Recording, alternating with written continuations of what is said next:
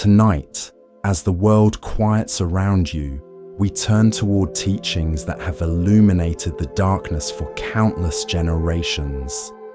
The Buddha spoke to the human condition with such clarity and compassion that his words still reach across the centuries to touch your heart right now.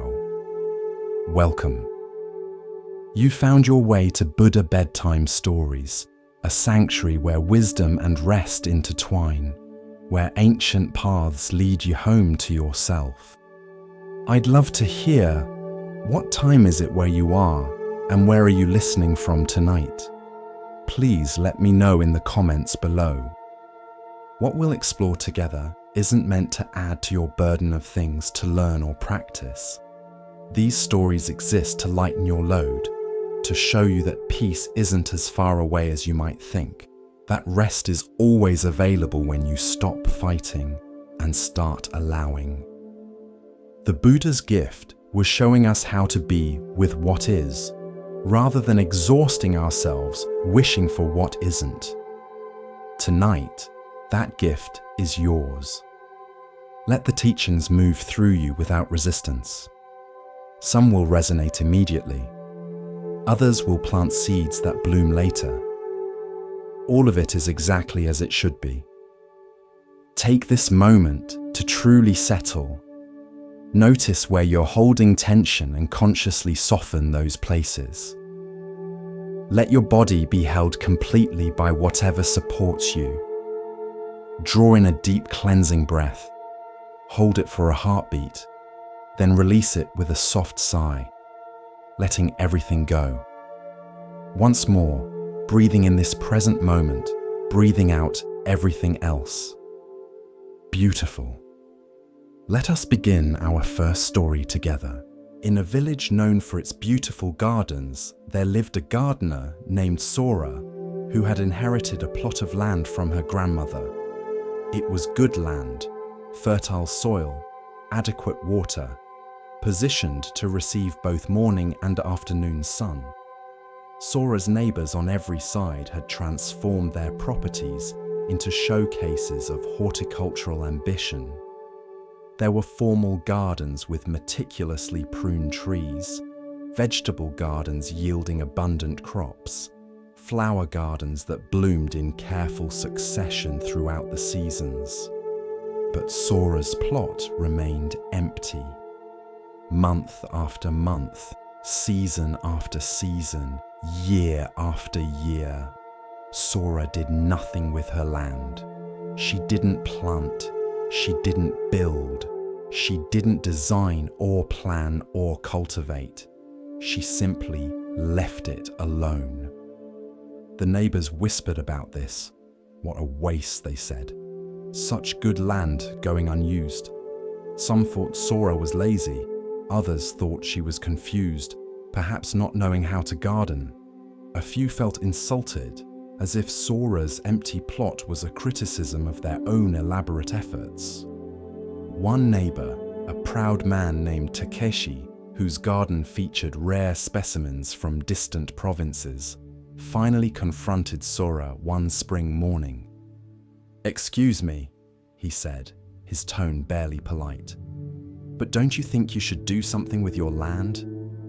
It's an eyesore, frankly, just weeds and wild grass. You're bringing down the beauty of the whole neighborhood." Sora, who had been sitting on her porch drinking tea, smiled gently. "What would you suggest I plant?" "Well, anything," Takeshi gestured expansively. "Vegetables, flowers, trees. Something useful or beautiful. Something that shows you care." "Come," Sora said, standing up. "Let me show you something." She led Takeshi into her supposedly empty plot, but as they walked among the unmown grass and untamed growth, Takeshi began to notice things he hadn't seen from a distance. There were wild flowers he had never seen in cultivated gardens, small, delicate blooms that seemed to glow in the morning light. There were butterflies of species, he'd never encountered in his own carefully managed space. Birds nested in the natural tangles of vegetation, singing songs that his pruned and ordered trees never hosted. "Look here," Sora said, kneeling by a patch of plants. "These herbs grow wild here. They're medicinal. I gather them for the village doctor. And see this area? In autumn, mushrooms appear here that are delicious and valuable. I don't plant them. They simply come because the conditions are right." She stood and walked further into the space. "This grass that looks so messy to you, it's habitat for insects that pollinate crops for miles around. Those weeds you mentioned, several are actually rare native plants that have disappeared from cultivated areas. They only survive here because I don't pull them out." Takeshi looked around with new eyes. What he had seen as neglected chaos was actually a thriving ecosystem. What he had judged as emptiness was actually fullness of a different kind. "But you didn't plant any of this," he said, still confused. "You didn't make it happen." "Exactly," Sora replied. "I didn't plant because the land knew better than I did what should grow here. My grandmother taught me this. She said, sometimes the wisest action is to do nothing. Not from laziness, but from trust. Trust that nature has its own intelligence. Trust that things want to grow. Trust that not every space needs to be controlled and designed and managed." She bent down and touched the wild grass gently. "If I had planted a formal garden, I would be fighting against this land's nature. I would pull these native plants to make room for what I decided should be here. I would disrupt the birds and butterflies. I would impose my idea of beauty onto something that already has its own beauty. And I would be working constantly, weeding, watering, pruning, managing. Instead, I do almost nothing, and look what abundance appears." Takeshi was quiet for a long moment. He thought about his own garden, the hours of work it demanded, the constant vigilance against anything growing where he hadn't planned, the way he fought against the land's own tendencies to maintain his vision of order and beauty. "But don't you want to create something?" he asked. "Don't you want to make your mark?" "I am making my mark," Sora said. "I'm making it by not making it. I'm creating space for things to be what they naturally are, rather than forcing them to be what I think they should be. My grandmother said this too. Wu Wei, action through non-action. The doing that comes from not doing. This is not the same as doing nothing. This is carefully doing nothing, intentionally not interfering, wisely allowing." Over the following months, Takeshi found himself visiting Sora's wild plot more often. There was something restful about it, something his own controlled garden didn't offer. In his garden, every plant was in its place, every edge was trimmed, everything was as it should be, according to his plan. It was beautiful, but it was also rigid, tense. It required constant maintenance to prevent nature from asserting its own ideas. In Sora's plot, everything was relaxed. Plants grew where they wanted. Animals came and went freely. The whole space had a quality of natural ease that invited him to ease as well. One day he asked Sora, "How do you know when to act and when not to act? How do you know when doing nothing is wisdom and when it's just avoidance?" Sora thought about this carefully.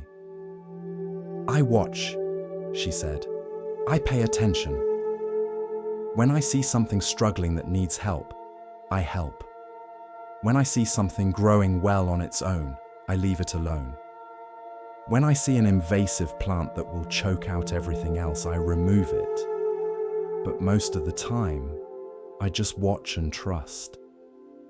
The land tells me what it needs. I don't impose my ideas onto it. She smiled. You know the difference in your own life, don't you? Sometimes you push when pushing is needed. Sometimes you rest when rest is needed. Sometimes you act. Sometimes you wait. The wisdom is in knowing which is which. Not having a rule that you must always act or must always do nothing, but being present enough to sense what this particular moment is asking for. Years passed. Sora's plot remained unplanted, but it became known throughout the region as a refuge for rare plants and animals. Scientists visited to study the species that had disappeared from more cultivated areas but thrived in her space. Children came to see the butterflies and birds. People feeling stressed would sit at the edge of her property, finding peace in its wild beauty. Takeshi gradually changed his approach to his own garden. He didn't abandon it entirely, but he created areas where he did less, managed less, controlled less.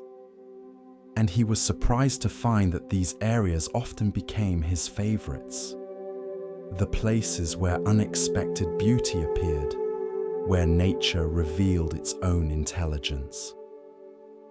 One evening, sitting with Sora on her porch, looking out at her wild plot as fireflies began to light up the dusk, Takeshi said, "I used to think you were lazy. Now I understand you were wise. You saw that not every space needs to be filled. Not every plan needs to be executed. Not every action needs to be taken. Sometimes the most productive thing we can do is create space and then get out of the way." Sora nodded. My grandmother had one more saying. The usefulness of a cup is in its emptiness. The usefulness of a house is in its empty space. The usefulness of action is in the space around it where non-action lives. You cannot act wisely if you're always acting. You cannot create room for things to grow if you're always filling every space with your own ideas. She sipped her tea, watching the fireflies. I didn't plant this garden, but I tended it through my not planting. I created it through my not creating, and what appeared was more beautiful, more alive, more true than anything I could have forced into being. Tonight, as you rest, you might consider where in your life you're overacting, over-planning, over-controlling. Where are you filling space that might be better left empty? Where are you imposing your will onto something that has its own wisdom?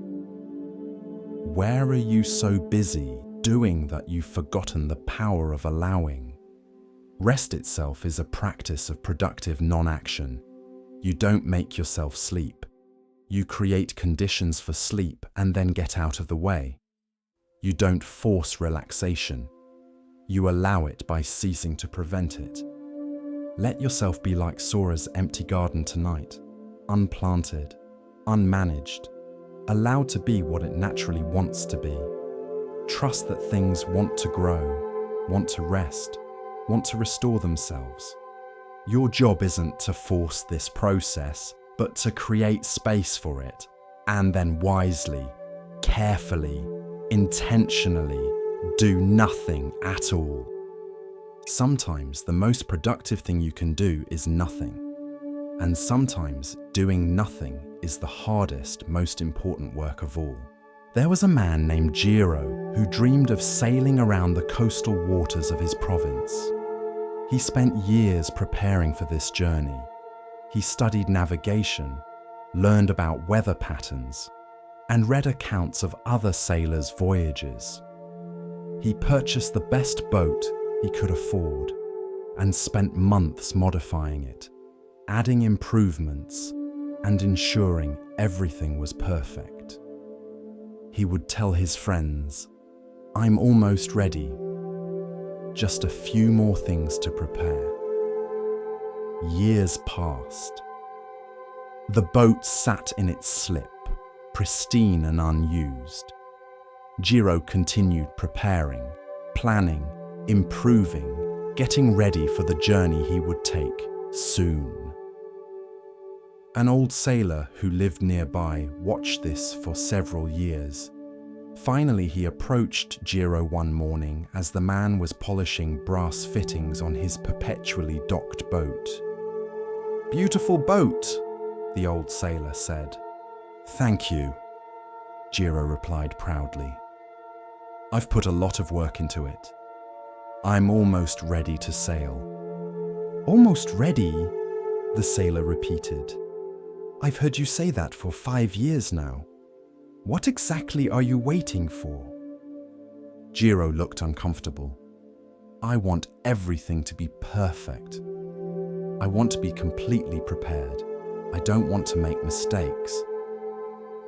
"Let me tell you something," the old sailor said. "I've sailed these waters for 40 years. My boat has never been perfect. I've never been completely prepared. I've made countless mistakes, but I've sailed. And you, with your perfect boat and your complete preparation, have never left the dock. So who's really the sailor here?" Jiro felt defensive. "But what if something goes wrong? What if I'm not ready?" "Something will go wrong," the sailor said. "You won't be ready. That's not a possibility, that's a certainty. The sea doesn't wait for you to be ready, and preparation only teaches you so much. Most of what you need to know, you learn by sailing, not by preparing to sail." He patted the boat's rail. "This boat is dying here at the dock. It was built to sail. You were built to sail. But both of you are sitting here, trapped by your fear of imperfection, your need for complete readiness. And while you wait for the perfect conditions, for total preparation, your life is passing." That evening, Jiro sat on his boat as the sun set, thinking about the old sailor's words. How many perfect days had he missed while preparing? How many adventures had he postponed waiting for complete readiness? How much of his life had he spent getting ready to live rather than actually living? The next morning, without overthinking it, Jiro untied his boat and sailed out of the harbour. His hands were shaking. He wasn't sure he was ready, but he sailed anyway. He made mistakes that first day. He misjudged a turn and nearly ran into another boat. He didn't account properly for wind and had to adjust his course several times. But he sailed. He actually sailed. And it was glorious. Over time, Jiro became a competent sailor.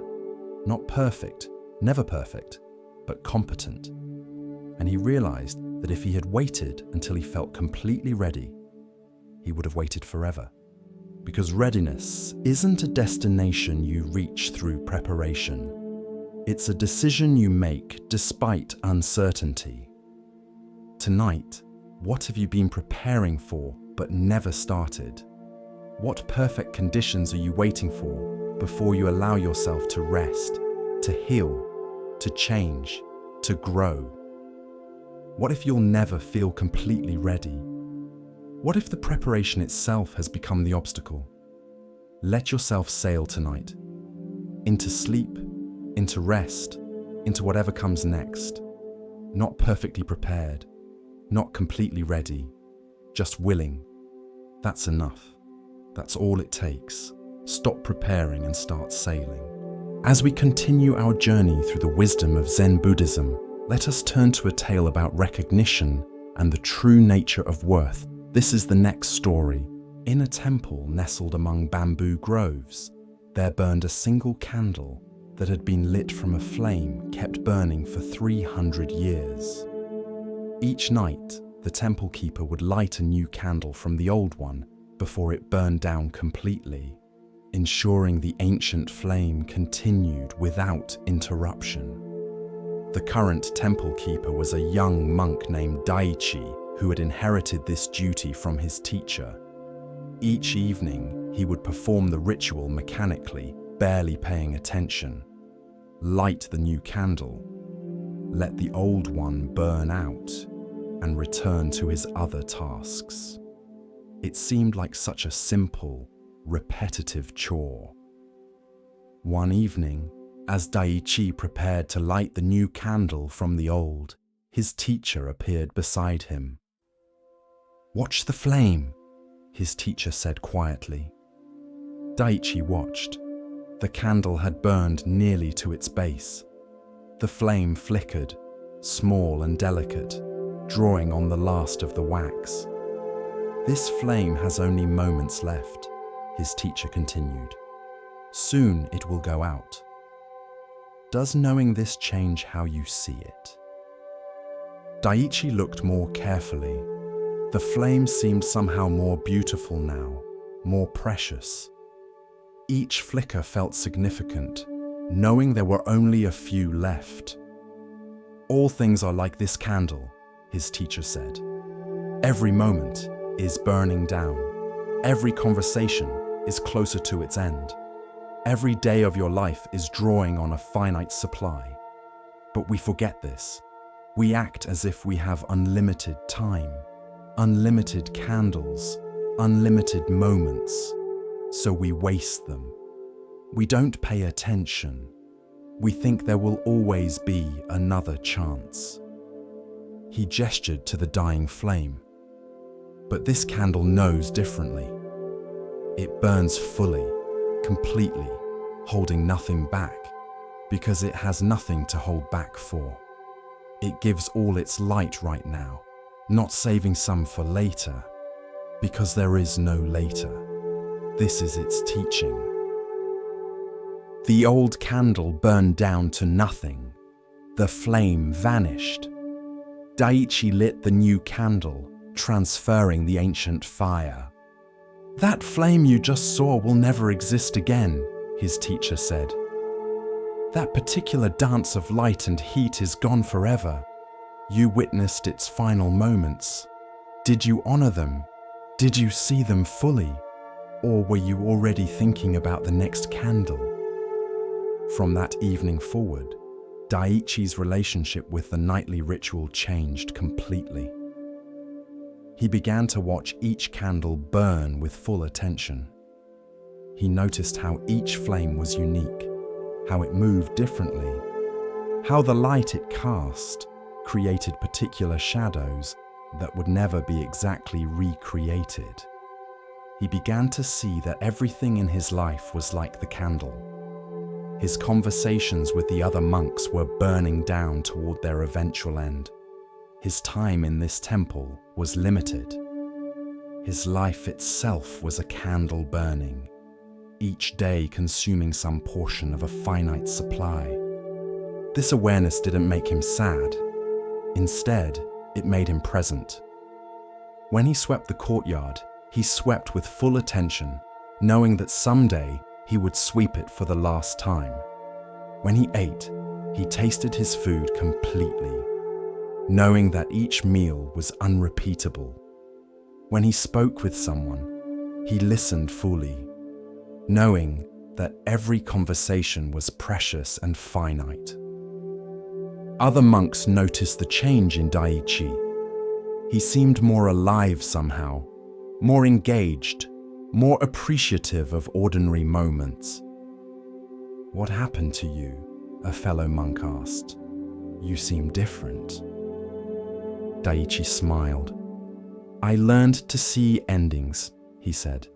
"Not as sad things, but as teachers. When you know something will end, you treasure it. When you remember you're burning down like a candle, you stop saving your light for later and burn fully now." Years later, when Daichi became the head teacher of the temple, He would bring students to witness the nightly lighting of the candles. He would make them watch the old candle's final moments, really watch, giving those last flickers of light their full attention. This is how to live, he would tell them. Not by pretending you'll last forever, but by remembering you won't. Not by fearing the end, but by letting the end teach you how precious the middle is. Burn fully. Give your light completely. Hold nothing back. Because like this candle, you have no guarantee of another moment beyond this one. Tonight, as you settle into rest, you might remember that this day has ended. It burned down moment by moment, and now it's gone. Tomorrow is not guaranteed. This moment, right now, is all you truly have. Does this awareness make you anxious? Or does it help you let go, knowing that clinging serves no purpose when everything is temporary? Does it make you sad? Or does it help you appreciate what's here while it's here? You are a candle burning, not slowly dying, but fully living, giving your light completely in each moment. And that light, however long it lasts, is enough. Rest now in the preciousness of this fleeting moment, this temporary life, this beautiful flame that burns brightly precisely because it doesn't last forever. In a forest where many birds lived, there was one small brown bird that behaved strangely. While all the other birds worked hard building nests, gathering twigs and moss and feathers, creating elaborate homes in preparation for different seasons, this bird built nothing. She would sleep one night in the hollow of a tree, the next night in thick bushes, the next night on a sheltered branch. The other birds gossiped about her. She's lazy, some said. She's foolish, others claimed. Winter will come, or the rainy season, and she'll have no shelter. She'll regret her lack of planning. The brown bird heard these comments but continued her way of living. Each evening, she would look for where to sleep, finding whatever natural shelter was available. Each morning, she would wake, eat, sing, and fly, unburdened by the need to return to any particular place. One spring, a terrible storm came through the forest. The wind howled for 3 days. Trees bent and branches broke. Many carefully built nests were destroyed, torn apart by wind or crushed by falling limbs. Birds who had spent weeks constructing elaborate homes watched them disintegrate in hours. After the storm, the forest was full of distressed birds, mourning their lost nests, wondering how they would rebuild, and feeling that their security had been destroyed. But the brown bird was untroubled. The hollow tree where she had slept the night before the storm was now filled with water, so she simply found a dry hollow in a different tree. The bushes she had used the previous week were flattened, so she used different bushes. Her lack of attachment to any particular shelter meant she had lost nothing in the storm. A wise old owl, who had also lost his nest to the storm, noticed this. He approached the brown bird one morning. "I've watched you for years," the owl said, "and I always thought you were improvident, failing to plan for the future. But now I see something different. You have a kind of security that those of us with nests don't have." "What do you mean?" the bird asked. "Our security depends on things," the owl explained. "On nests, on accumulated materials, on particular places. When those things are destroyed, we feel our security is destroyed. But your security doesn't depend on anything or any place. It depends on your ability to find shelter wherever you are. That can't be destroyed by a storm." The bird tilted her head thoughtfully. I never thought about it that way. I just go where the shelter is. If one place doesn't work, I find another place. It seems simple. It is simple, the owl agreed. But it requires something that's actually quite difficult. Letting go of attachment to any particular place or thing. Most of us can't do that. We want the security of returning to the same nest, the same tree, the same familiar place. We want to own a piece of the forest. You're content to belong to the whole forest without owning any of it. Over the following weeks, as birds worked to rebuild their nests, some began to notice what the owl had noticed. The brown bird was never without shelter, never anxious about losing her home, never burdened by protecting what she had accumulated. She had a lightness that the nest-building birds lacked. A young bird who was exhausted from gathering materials for her third attempt at building a nest that kept falling apart asked the brown bird, "Don't you ever want a nest of your own? A place that's yours, that you can return to?" "I have the whole forest," the brown bird replied. "Every hollow tree, every sheltered branch, every thick bush, all of it is available to me. If I claimed one spot as mine, I would have less, not more. I would have one nest instead of countless possibilities." "But what about security?" the young bird persisted. "What about having something solid and permanent?"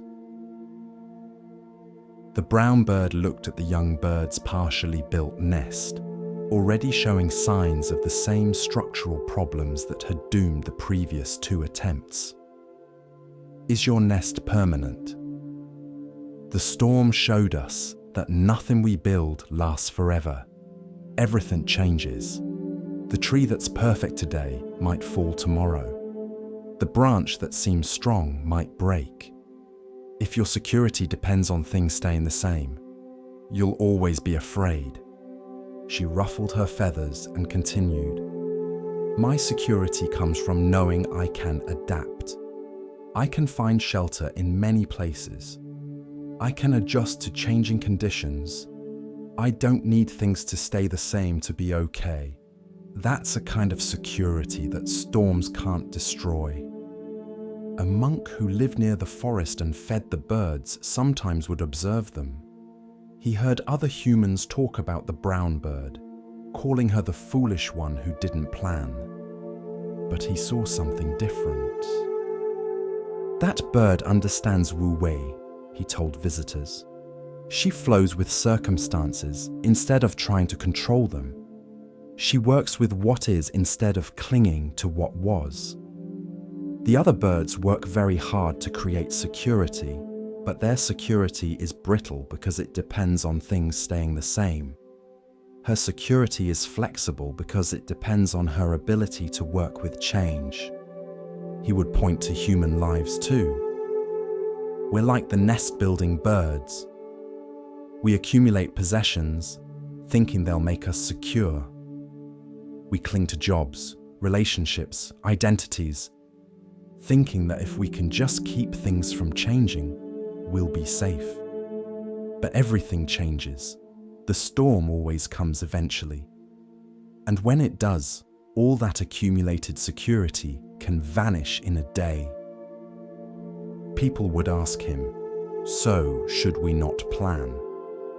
Not build, not try to create stability?" "Build if you want to build," he would reply. "Plan if you want to plan. But hold it all lightly. Don't let your security depend on things remaining unchanged. Develop the brown bird skill, the ability to find shelter in new circumstances, to adapt to change, to let go of what's gone and work with what's here. That's real security, not having a nest, having the ability to live without one." Some listeners understood this teaching. They began to hold their possessions more lightly, to see their homes as temporary shelters rather than permanent fortresses, to develop skills and relationships and inner resources that could adapt to changing circumstances rather than relying on things staying the same. Others couldn't hear it. They kept building bigger nests, acquiring more stuff, trying to make themselves so secure that change couldn't touch them. And then they would suffer greatly when the inevitable storms came. The brown bird lived many years in her nestless way. When she finally died, peacefully in a hollow log during a quiet night, the forest birds gathered to remember her. Even the birds who had once mocked her improvidence now spoke of her with respect. "She taught us something important," the old owl said. "That true security doesn't come from having much, but from needing little. Not from keeping things the same, but from flowing with change. Not from attachment to place, but from being at home everywhere." Tonight, as you rest, you might consider your own nests. What are you clinging to, thinking it will keep you secure? What are you afraid to lose, believing that losing it would destroy your safety? What if real security came not from accumulating and protecting, but from developing the ability to adapt, to let go, to find shelter in new circumstances? You don't need to own peace to experience it. You don't need to build happiness to feel it. You don't need to nest in any particular circumstance to be okay. Like the brown bird, you can be at home in the whole forest of life, finding rest wherever you are, secure not in things staying the same, but in your to flow with whatever comes. Let go of your nest tonight. You don't need it to rest. The whole forest is yours. Every moment offers shelter if you're not too attached to the shelter of the previous moment. Rest in change. Rest in uncertainty. Rest in the knowing that you can adapt, can find what you need, can be okay without controlling everything. That's real security. And it's lighter than any nest could ever be. As we move deeper into the quiet teachings of Zen, we come to a story about seeing clearly and understanding true value. Listen carefully to the next story. There was a fisherman named Sato who lived in a coastal village where fishing was both a livelihood and a tradition. Every morning, the fishermen would go out in their boats, and every evening they would return with their catches. The measure of a good fisherman was simple. How many fish did you catch? Sato had been fishing since childhood. He knew the waters, understood the tides, and could read the weather. But despite all his skill and knowledge, he had a problem that plagued him.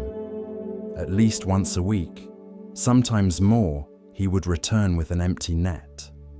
Not a small catch, not a few fish, empty.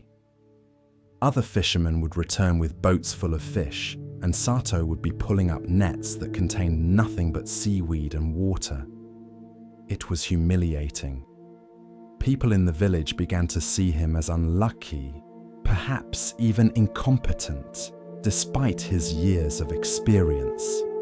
Sato's wife, Hana, watched her husband grow increasingly frustrated and ashamed. He would come home from these empty net days silent and dejected, barely eating, questioning his worth as a fisherman and as a provider. One day, after a particularly discouraging week where Sato had returned empty-handed 3 times, Hana said something unexpected. "I'm glad you caught no fish today." Sato looked at her in disbelief. "How can you say that?" "We need the income. The other fishermen are successful. I'm failing." "Come with me," Hana said, taking his hand. She led him to the small shrine at the edge of their property, where they would leave offerings for good fortune. On the offering plate were several small items: 3 unusual shells, a piece of interesting driftwood, a small colored stone. "Where did these come from?" Sato asked. "From your empty nets," Hana replied. "On the days when you caught no fish, you brought home these things instead. You were so focused on what you didn't catch that you never looked at what you did bring back." She picked up one of the shells. "This one you brought back 2 weeks ago. I'd never seen a shell like this before. I showed it to the teacher at the school, and she used it to teach the children about sea life. Those children learned something beautiful from your empty net." She picked up the driftwood. "This piece is so interesting in shape that the temple carver asked if he could use it for a small Buddha statue. Your failure brought something that will become sacred art." Sato looked at these objects with new eyes. He had indeed pulled them from his nets on empty days, but he had seen them as worthless, just debris that mocked him by taking the place of fish. "But we can't eat shells and driftwood," he protested. "We need fish to sell." "We need some fish," Hana agreed, "and you catch enough on your successful days. But these empty net days bring other things, things with value that can't be measured in money, and they bring something else too." "What?" "They bring your presence home to me," she said quietly.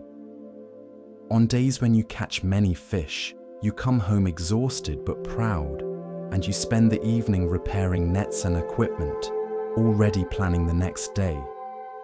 But on empty net days, you sit with me, you talk with me. You're actually here, not already out on the boat in your mind.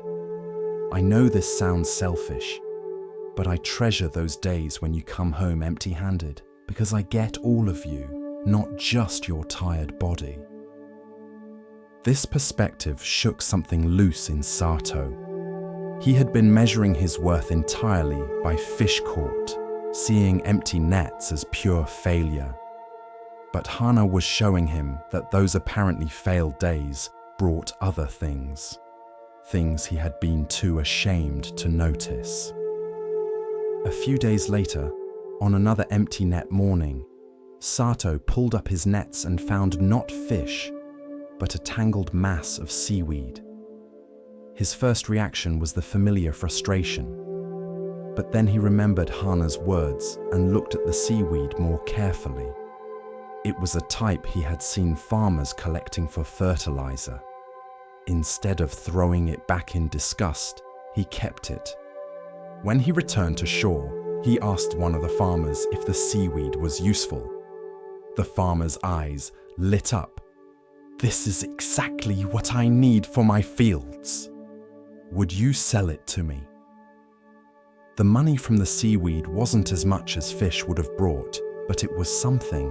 And more than that, Sato realized he had just turned a failed fishing day into a successful day by changing what he was looking for. He began experimenting with this perspective. On days when fish weren't biting, instead of stubbornly keeping his nets in the water, he would pay attention to what else was happening. He noticed patterns in bird behavior that told him where fish might be on better days. He observed current changes that helped him understand seasonal movements. He collected things that others might value: certain shells, seaweed, and interesting stones. But perhaps most importantly, he stopped defining himself solely by the fish caught. He began to see himself not just as a fisherman, but as someone who harvested from the sea. Sometimes the harvest was fish. Sometimes it was knowledge. Sometimes it was presence of his wife. Sometimes it was objects that others valued for reasons he had never considered. Other fishermen noticed the change in Sato. He no longer came to shore on empty net days looking defeated and ashamed. He seemed interested in what he had found, curious about the day's experience even if it hadn't been conventionally successful. One young fisherman who was struggling with his own inconsistent catches asked Sato, "How do you stay positive when you fail?" "I stopped calling it failure," Sato replied. "Some days I catch fish. Some days I catch other things. Some days I catch nothing but return with more understanding of the sea. Every day has value if I'm looking for value rather than defining success narrowly." He showed the young fisherman his collection of interesting finds from supposedly failed days.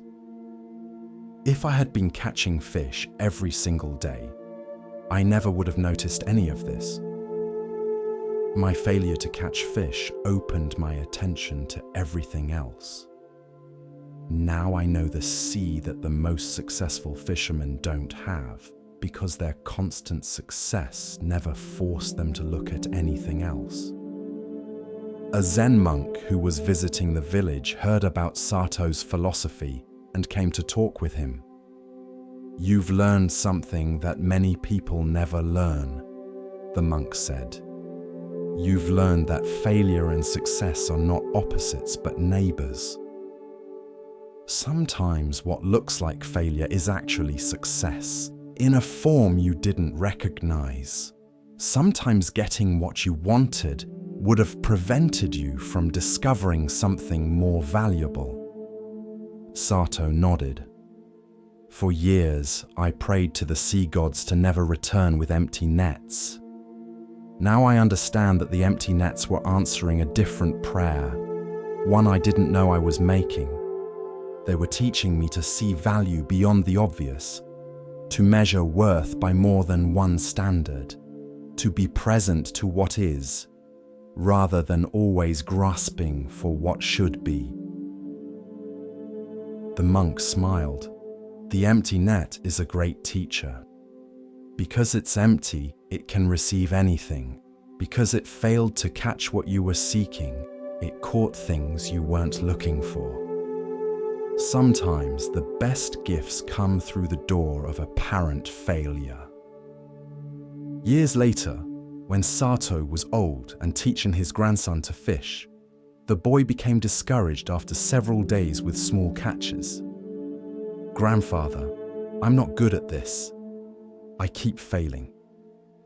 Sato smiled and showed his grandson the collection he had accumulated over the years. Unusual shells, interesting stones, pieces of driftwood, observations written down about sea and weather, and recipes for using seaweed. All of these came from days when I caught few or no fish. If every day had been successful by the measure I was using, then I would never have discovered any of this.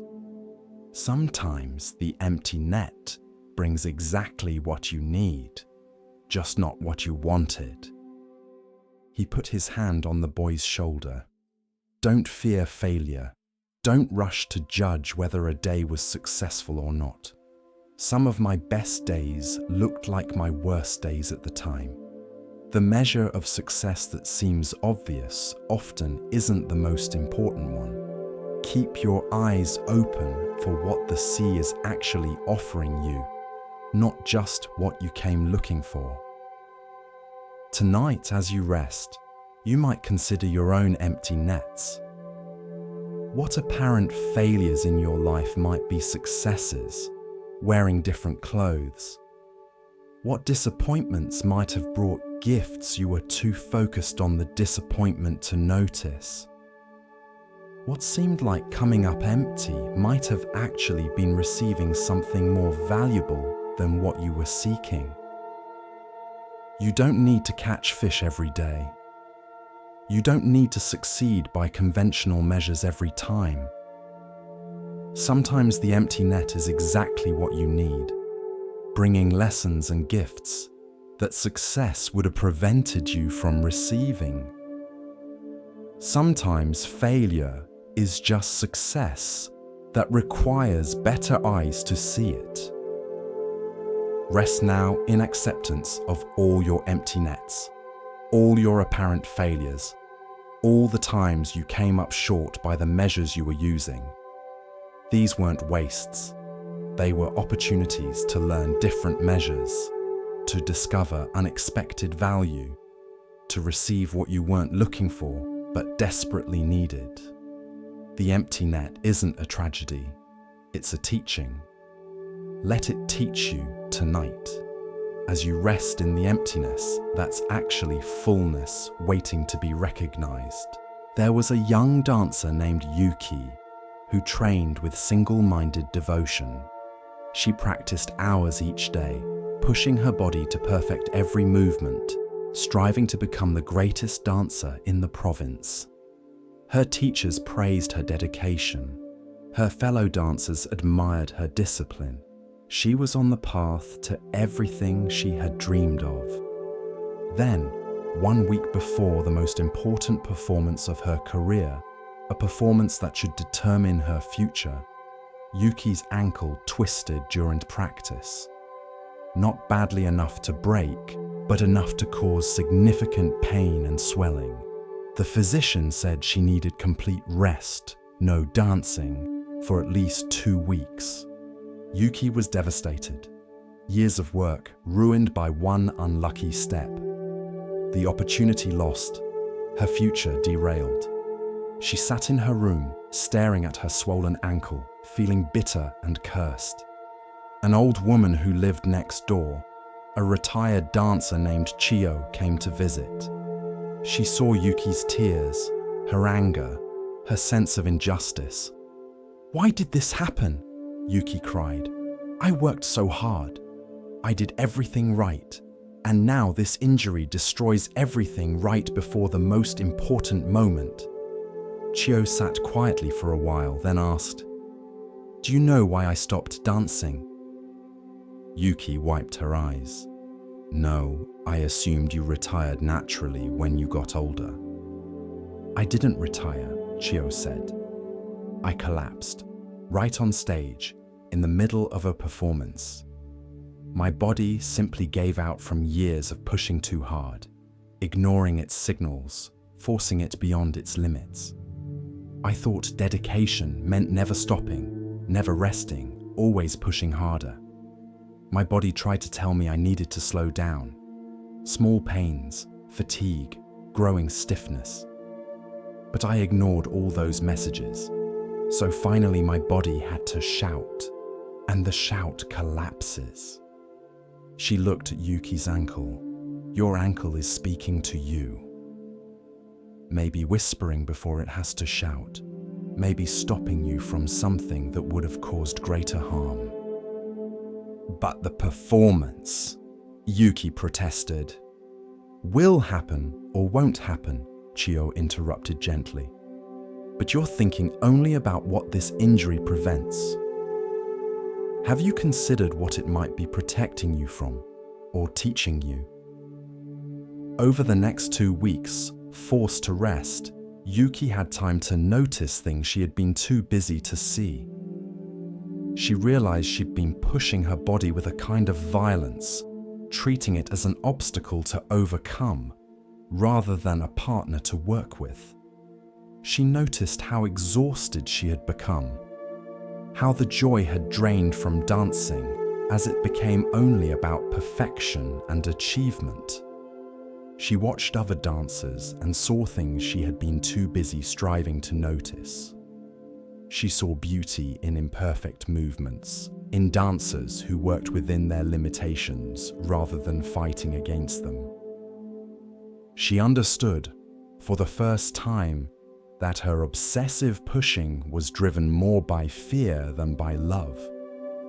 Fear of not being good enough, of being surpassed, of failing.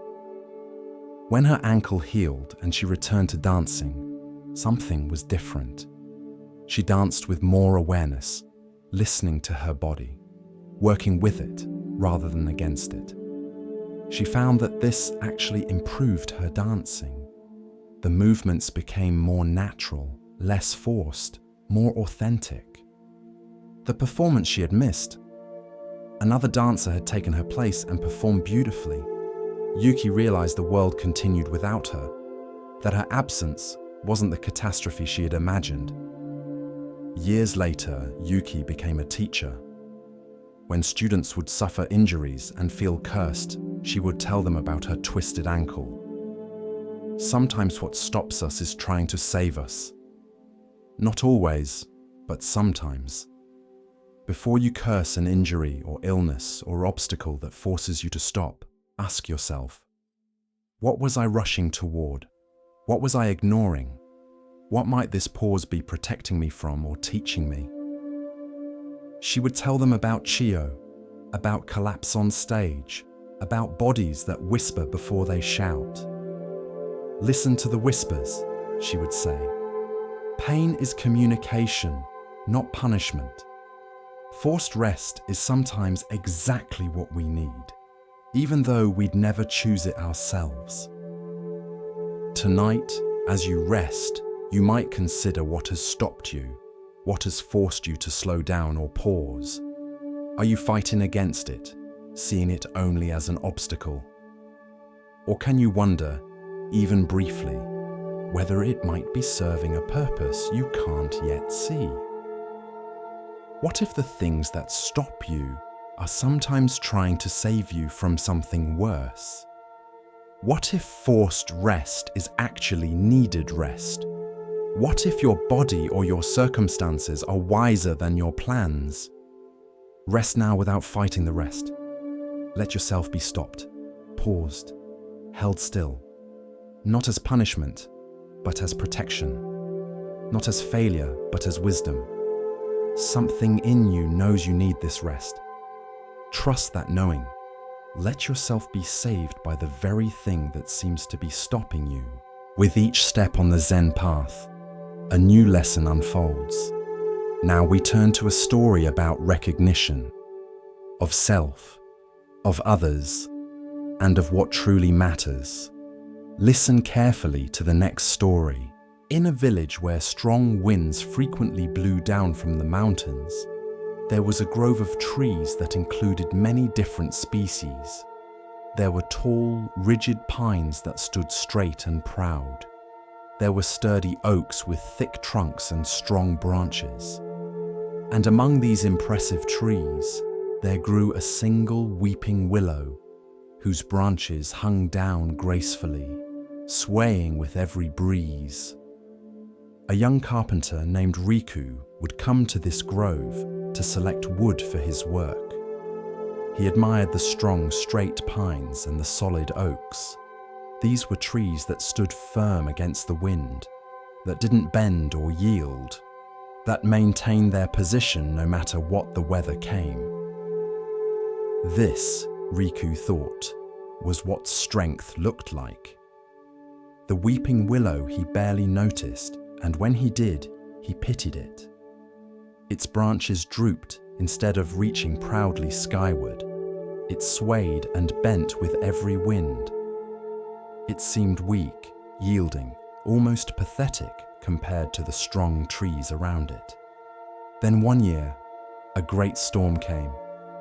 The wind howled down from the mountains with unprecedented force.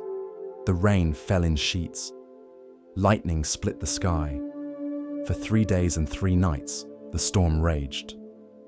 When it finally passed, Riku went to the grove to see what wood might be available from fallen trees. What he found shocked him. The strong pines, so tall and proud, had snapped like twigs. Their rigid trunks had broken under the force of the wind. The sturdy oaks had been uprooted, their strong but inflexible branches torn away. All across the grove lay the wreckage of trees that had stood firm, refused to yield, and had been destroyed for their rigidity. But the weeping willow still stood. Its branches, which had seemed so weak because they bent and swayed, had flexed with the wind rather than breaking against it. The tree that had appeared most fragile had survived when all the apparently strong trees had fallen. Riku sat beside the willow, looking at the destruction around it, trying to understand what he was seeing. Everything he thought he knew about strength was being challenged. The rig had broken. The yielding had survived. An old Buddhist nun named Kei was walking through the grove, surveying the damage from the storm. She saw Riku sitting in confusion and joined him. "The storm taught you something," she said. "I don't understand," Riku replied. "The strong trees broke. The weak ones survived. How can that be?" "You're confusing rigidity with strength," Kei said gently, "and flexibility with weakness. These are not the same things." She touched one of the willow's drooping branches. "This tree looks weak because it bends, but bending is what saved it." The rigid trees fought against the wind, trying to stand firm, refusing to yield. And the wind broke them. The willow didn't fight. It bent with the wind, yielded to forces it couldn't resist, and in that yielding, found the strength to survive. Riku listened carefully as Kei continued. "There's a principle in martial arts called Ju, which means gentleness or flexibility. The idea is that you don't meet force with force. You don't try to be harder than what's hitting you. Instead, you yield. You move with the energy coming at you. You redirect it rather than blocking it. This isn't a weakness. It's a different kind of strength." She gestured to the broken pines. These trees were strong in one way, but their strength was brittle. They could stand firm against normal winds, but when a force greater than their resistance came, they broke. The willow's strength is different. It has no brittleness because it has no rigidity. It can't break because it never stops bending. Over the following weeks, Riku began to see this principle everywhere. He watched how water, soft and yielding, could wear away stone over time. He noticed how the most rigid people in the village were often the most fragile when things didn't go their way. He observed how the people who could adapt and bend were often the ones who survived life's storms most intact. He changed his approach to carpentry. Instead of always seeking the hardest, most rigid woods, he began to appreciate woods with some flexibility, some give. He learned to work with the wood's natural tendencies rather than trying to force it into shapes it didn't want to take. His furniture became known for being both strong and graceful, able to bear weight while having a quality of flow and ease. But the deeper lesson was about how he lived his own life. Riku had always prided himself on being firm in his opinions, rigid in his principles, unwavering in his positions. He thought this made him strong, but he began to realize it made him brittle. When his wife suggested a different approach to something, his first instinct had always been to resist, to stand firm in his original idea. Now he began to consider, what if yielding wasn't losing? What if listening and adjusting weren't weaknesses but wisdom? When a client wanted changes to a piece he was building, instead of rigidly defending his design, he would flex, adapt, and incorporate their ideas. Often, the result was better than what he had planned. His yielding led to better outcomes than his resistance ever had. When life didn't go according to his plans, instead of fighting against reality, insisting things should be different, he began to bend with what was happening, to adapt, to find ways to work with circumstances rather than against them. A young man from the village came to Riku seeking advice. "Everyone tells me I need to be strong, to stand firm, to never back down. But I don't feel strong when I do that. I feel brittle, like I'm about to break." Riku took him to see the weeping willow. The tree had grown even larger in the years since the storm, its graceful branches now spreading wide. "This tree survived a storm that destroyed every tree around it," Riku said. "Not because it was harder or more rigid, but because it knew how to yield. Look at how it moves with this breeze. It doesn't fight the wind, it dances with it." He touched one of the branches, pulling it down and watching it spring back when he released it. True strength includes flexibility. The ability to bend without breaking, to yield without collapsing, to adapt without losing your essential nature. The willow yields, but it doesn't uproot. It bends, but it doesn't break. This is a strength that lasts. The young man asked, "But how do you know when to stand firm and when to bend? Don't some things require us to be rigid, to not yield?" "Yes," Riku acknowledged. "The willow has strong roots. It's flexible in its branches, but grounded in its foundation. The key is knowing what's essential and what's not. Your core values, your true nature, these are like the willow's roots. They ground you, but your opinions, your plans, your preferences, these can be like the branches. They can bend, adapt, yield without threatening who you fundamentally are." He gestured to where the oak and pine had once stood. These trees tried to keep everything rigid. Every branch, every position. They couldn't distinguish between what was essential to hold firm and what could be released. So when the great test came, they lost everything. The willow knew what to hold and what to release. It held its roots and released its branches to the wind. That's wisdom. Years later, the weeping willow became a teaching symbol in the village. Parents would bring children to see it, telling them the story of the great storm. Teachers would use it to illustrate the difference between rigidity and strength. Couples in conflict would sit beneath it, reminding themselves that yielding to each other wasn't losing, but creating a relationship that could weather storms. Riku, now an old man, would still visit the willow regularly. He had learned his lesson deeply. His life had brought many storms, many winds that could have broken him if he had stood rigid against them. But he had learned to bend, to yield, to move with forces he couldn't resist. And like the willow, he had survived, even thrived, not despite his flexibility, but because of it. One day, a master carpenter from the capital came to the village seeking Riku's advice.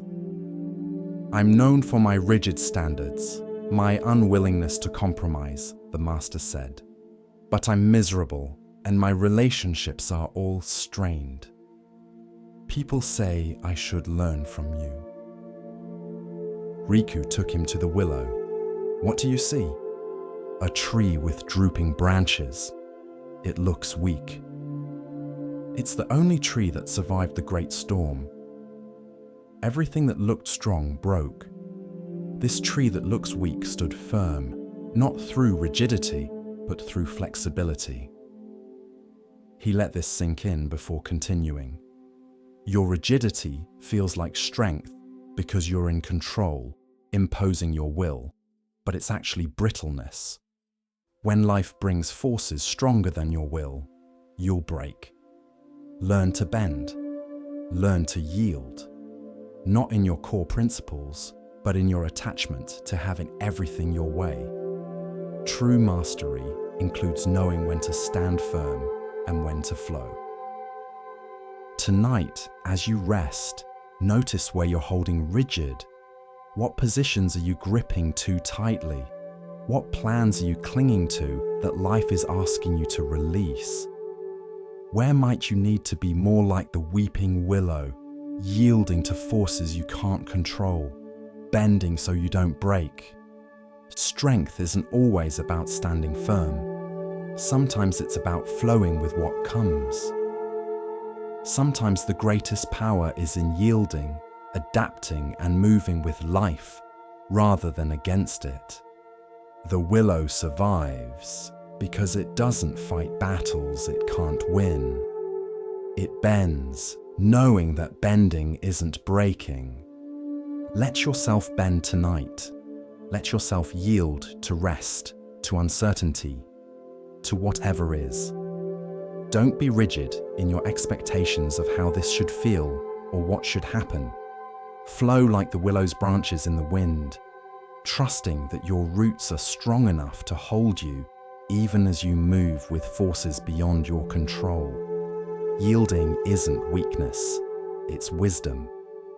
And tonight, it's the way to deep rest. As our exploration of Zen Buddhism deepens, let us listen to a story that reveals how true worth is often overlooked. Here starts the next story. At the edge of a village stood a house whose small garden received almost no direct sunlight. Tall buildings on either side cast shadows that leave the garden in shade for all but an hour each day. The previous owners had tried repeatedly to grow sun-loving flowers and vegetables, but everything either died or grew weak and spindly, stretching desperately toward the brief sliver of light. When Yuki moved into the house, neighbors warned her about the garden. "Nothing grows there," they said. "The shade is too deep. Better to pave it over and use it for storage." But Yuki looked at the shaded space differently. "It's not that nothing can grow here," she said. "It's that sun-loving plants can't grow here. The garden isn't bad. It's just suited for different things than the previous owners were trying to grow." She began researching plants that thrived in shade, ferns that loved the dim moisture, hostas with broad leaves that caught what little light appeared, shade-loving flowers that bloomed in muted colors, but with delicate beauty. Instead of fighting the garden's nature, she worked with it. Within a year, Yuki's shaded garden was lush and beautiful. It didn't look like sunny gardens with their bright flowers and robust vegetables. It had a different aesthetic, subtle, cool, mysterious. The greens were deeper, the flowers were more delicate. The whole space had a quality of quiet richness that sun-blasted gardens never achieved. Neighbors who had declared the space hopeless came to see what Yuki had created. They were amazed, though some were still dismissive. "It's pretty," one neighbor said, "but it's not a real garden. Real gardens have tomatoes and sunflowers and bright colors. Your garden is just making the best of bad conditions." "Are it conditions bad?" Yuki asked. "Or just different conditions?" "These ferns and hostas are barely surviving. They're thriving. They're doing exactly what they evolved to do in exactly the kind of environment they need. The previous owners failed because they tried to grow sun plants in shade. I'm succeeding because I'm growing shade plants in shade." She touched a particularly lush fern. "This plant would die in full sun. It needs shade. For this fern, my garden isn't difficult conditions, it's ideal conditions. The mistake is measuring all gardens by sun garden standards and calling everything else deficient." A young woman named Hannah, who lived nearby, was struck by this perspective. Hannah had always felt like she was growing in the shade in difficult circumstances that made the kind of success others achieved impossible for her. She had health issues that limited her energy. She lived in poverty, which restricted her opportunities. She lacked the family support that others took for granted. Everyone told her she needed to overcome these limitations, to find more light, to transform her difficult conditions into easier ones. But what if, like Yuki's garden, she just needed to stop trying to grow like a sun plant and instead discover how to thrive as a shade plant? She came to talk with Yuki about this idea. "I feel like I'm always failing," Hannah admitted, "because I can't achieve what healthy, wealthy people with family support achieve. I'm trying to grow tomatoes in shade, basically. But I don't know what the equivalent of shade plants would be for a human life." Yuki walked her through the garden, explaining her choices. "See how I chose plants that need less energy? That's like you choosing work that fits your energy levels rather than jobs that demand more than you can give. See how I selected plants that thrive in cool, moist conditions? That's like you finding strengths that develop specifically because of your limitations, not despite them." She pointed to a particularly beautiful shade flower. This would never survive in full sun. Its delicate petals would burn, but here, protected from harsh light, it blooms with a beauty that sun lovers can't achieve. Your limitations might protect you from certain kinds of harm while allowing you to develop qualities that people in easier conditions never develop. Hannah began to reconsider her entire life. What if she stopped measuring herself by sun garden standards? What if she found shade garden ways to thrive? She had deep empathy, probably developed through her own suffering. She had patience, learned through chronic illness. She had creativity in making do with little, born from poverty. These weren't consolation prizes for failing at normal success. These were actual strengths, shade plant qualities that were valuable in themselves. She started making different choices. She took a job that paid less, but required less energy, allowing her to work sustainably rather than constantly burning out. She developed friendships with others who lived in shade, creating community with people who understood difficult circumstances. She stopped apologizing for needing things that others didn't need, recognizing that shade plants legitimately need different care than sun plants. Word spread about Yuki's garden and the perspective it represented. People who felt they were growing in difficult conditions began to see themselves differently. A man with learning disabilities stopped trying to compete in academic environments and found work that used his practical intelligence. A woman with anxiety stopped forcing herself into high-stress social situations and built a life that honored her need for quiet. A family with limited income stopped feeling inadequate for not achieving wealth and found richness in their strong relationships. The shade garden teaching, as people began to call it, spread beyond individuals to organizations. A school started creating shade garden programs for students who couldn't thrive in standard classroom environments. A business developed positions specifically designed for people with limitations that made traditional jobs difficult.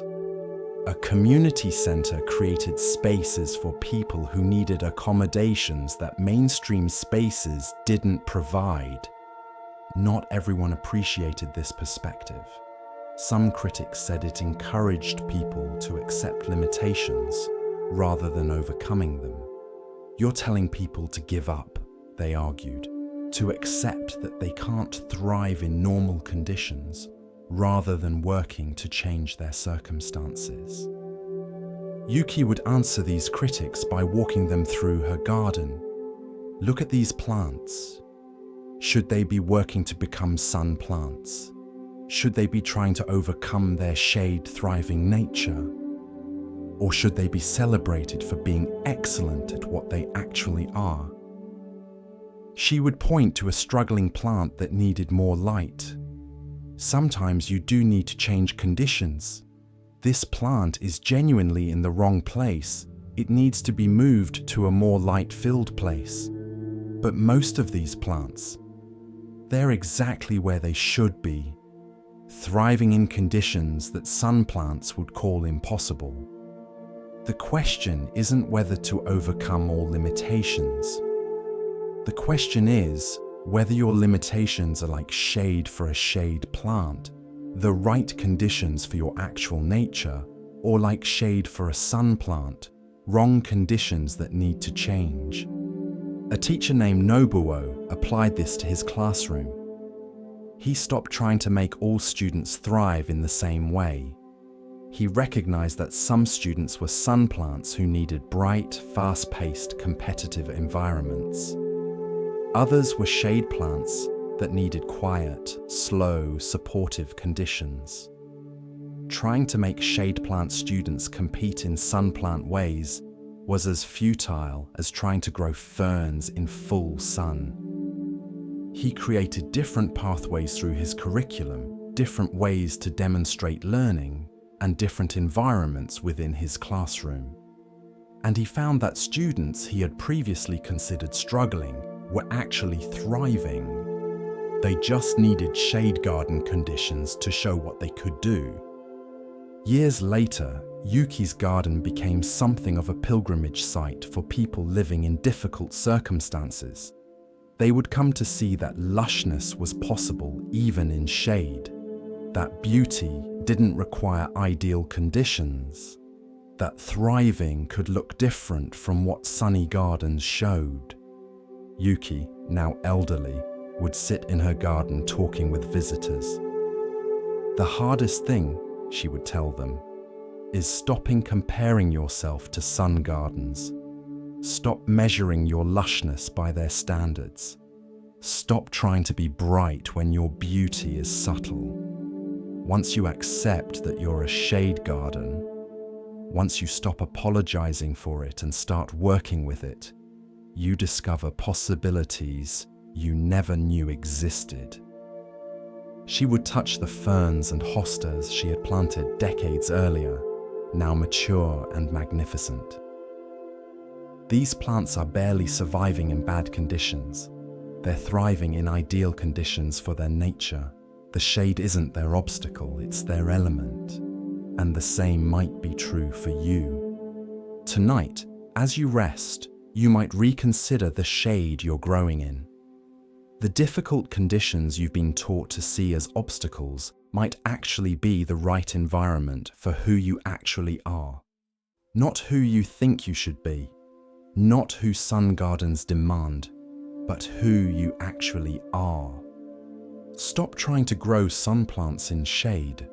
Stop measuring yourself by standards designed for different conditions. Start asking, what does thriving look like for a shade plant? What can I grow that loves these exact conditions? What beauty can emerge specifically because of these limitations, not despite them? Rest now in your shade garden. Let yourself be a fern, a hosta, a delicate shade flower. Stop burning yourself trying to bloom in full sun. Sink into the cool moisture of your actual conditions and discover what wants to grow there. Shade isn't a deficiency. It's just a different light. And different light creates different beauty. Trust that yours is worth growing. Continuing along the path of Zen insight, we pause now to hear a teaching about perception and hidden value. Listen carefully to the next story. In a monastery at the base of a great mountain, Students gathered each year to receive teachings from the head monk, a man named Zenkai who was famous for his wisdom. Students would travel from across the country to ask him questions and receive his guidance. One year, a particularly arrogant young scholar arrived. He had studied Buddhism at several temples, read countless sutras, and believed himself quite learned. He came to test Zenkai, to see if this famous teacher truly deserved his reputation. "Master Zenkai," the scholar said, bowing with perfect form but little genuine respect, "I have a question about the teaching of emptiness. In the Heart Sutra, it says that form is emptiness and emptiness is form. But in the Lotus Sutra, there seems to be a different interpretation. How do you reconcile these apparent contradictions?" Zenkai looked at the scholar for a long moment. Then he said, "What color is the mountain?" The scholar was confused by this response, which seemed to have nothing to do with his sophisticated question. "The mountain? It's grey? Brown? I don't see how that's relevant to my question about the sutras." "Look at the mountain more carefully," Zenkai said. "What color is it really?" Irritated, but willing to play along, the scholar looked at the mountain. "It's multiple colors: grey rock, brown earth, green trees, white snow on the peak. But master, this doesn't answer my question about the sutras." "In the morning light," Zenkai continued as if the scholar hadn't spoken, "the mountain appears pink and gold. In the evening light, it turns purple and deep blue. In fog, it vanishes completely. In moonlight, it becomes silver. So what color is the mountain?" "It depends on the light, the weather, the time of day," the scholar said impatiently. "But surely you're not suggesting that we ignore the profound philosophical questions raised by the sutras in favor of simple observations about scenery." "I'm suggesting," Zenkai said gently, "that you're asking the wrong question. Or rather, you're asking the right question in the wrong way. You want me to give you an intellectually satisfying answer about emptiness that you can add to your collection of knowledge. But emptiness is not a concept to understand. It's a reality to experience." He stood up. "Come with me." Zenkai led the scholar outside and had him sit facing the mountain. "Stay here until you understand the mountain's answer," he said, and walked away. The scholar sat, confused and annoyed. This was not what he had come for. He wanted sophisticated discourse, not this simple sitting and looking. But Zenkai had set the task, and the scholar's pride wouldn't let him give up without trying. He sat there for hours, looking at the mountain. At first, his mind was full of arguments and analysis. He thought about the various sutras, about philosophical positions, about how he would describe this waste of time to his friends at the university. But as the hours passed, something shifted. The afternoon light changed. Clouds moved across the peak. A bird flew past. The mountain simply was, doing nothing, proving nothing, arguing nothing. It had no opinion about emptiness or form. It wasn't trying to be right or wrong. It was just mountain, completely present, completely itself.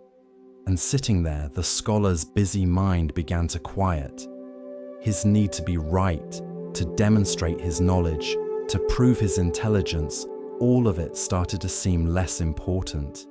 He was just a person sitting, looking at a mountain.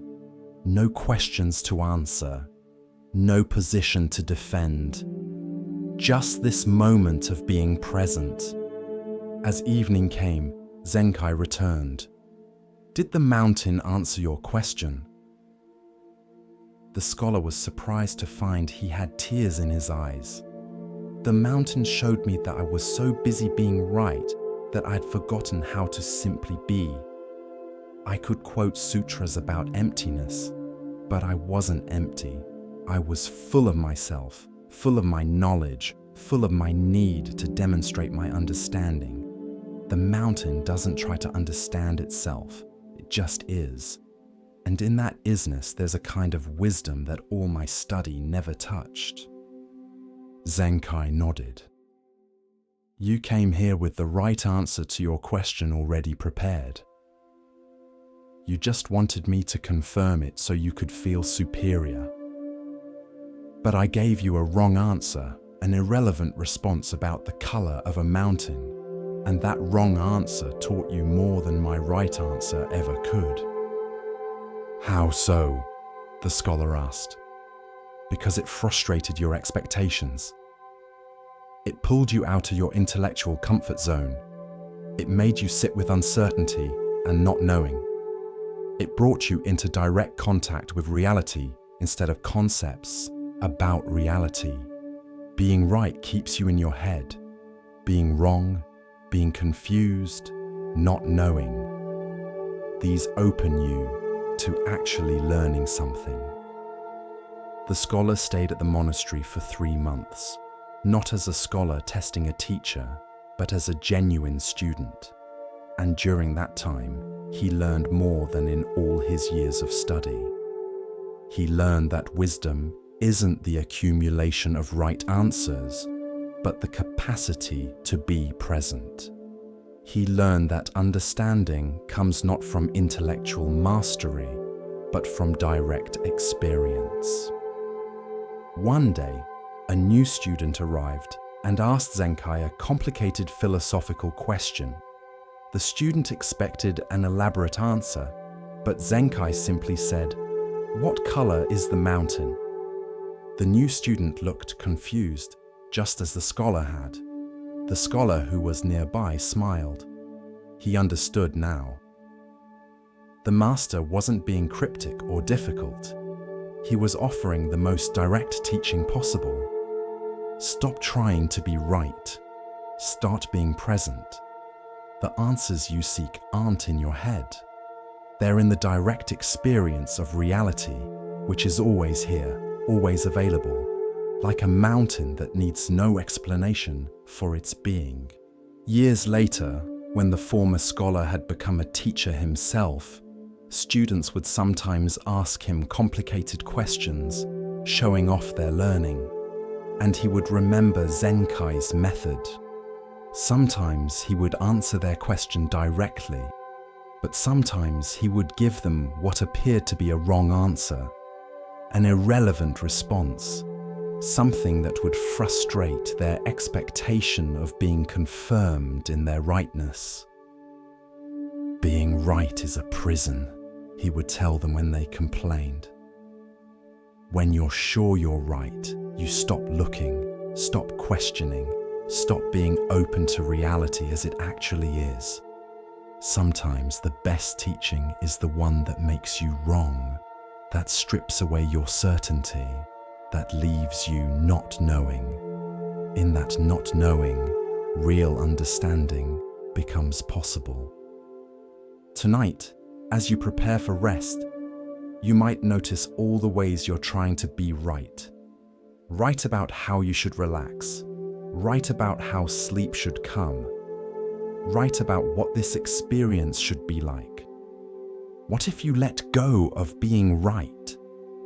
What if you allowed yourself to not know, to be uncertain, to be present to whatever this moment actually is, rather than what you think it should be? The mountain doesn't try to be the right kind of mountain. It is just a mountain, completely without self-consciousness or doubt. You don't need to be the right kind of person or rest the right way. You can just be completely, presently, without the burden of rightness. Let your certainty go. Let your need to understand go. Let yourself be wrong, confused, not knowing. And in that openness, Rest comes naturally, like evening light on a mountain that never asked to be any particular color.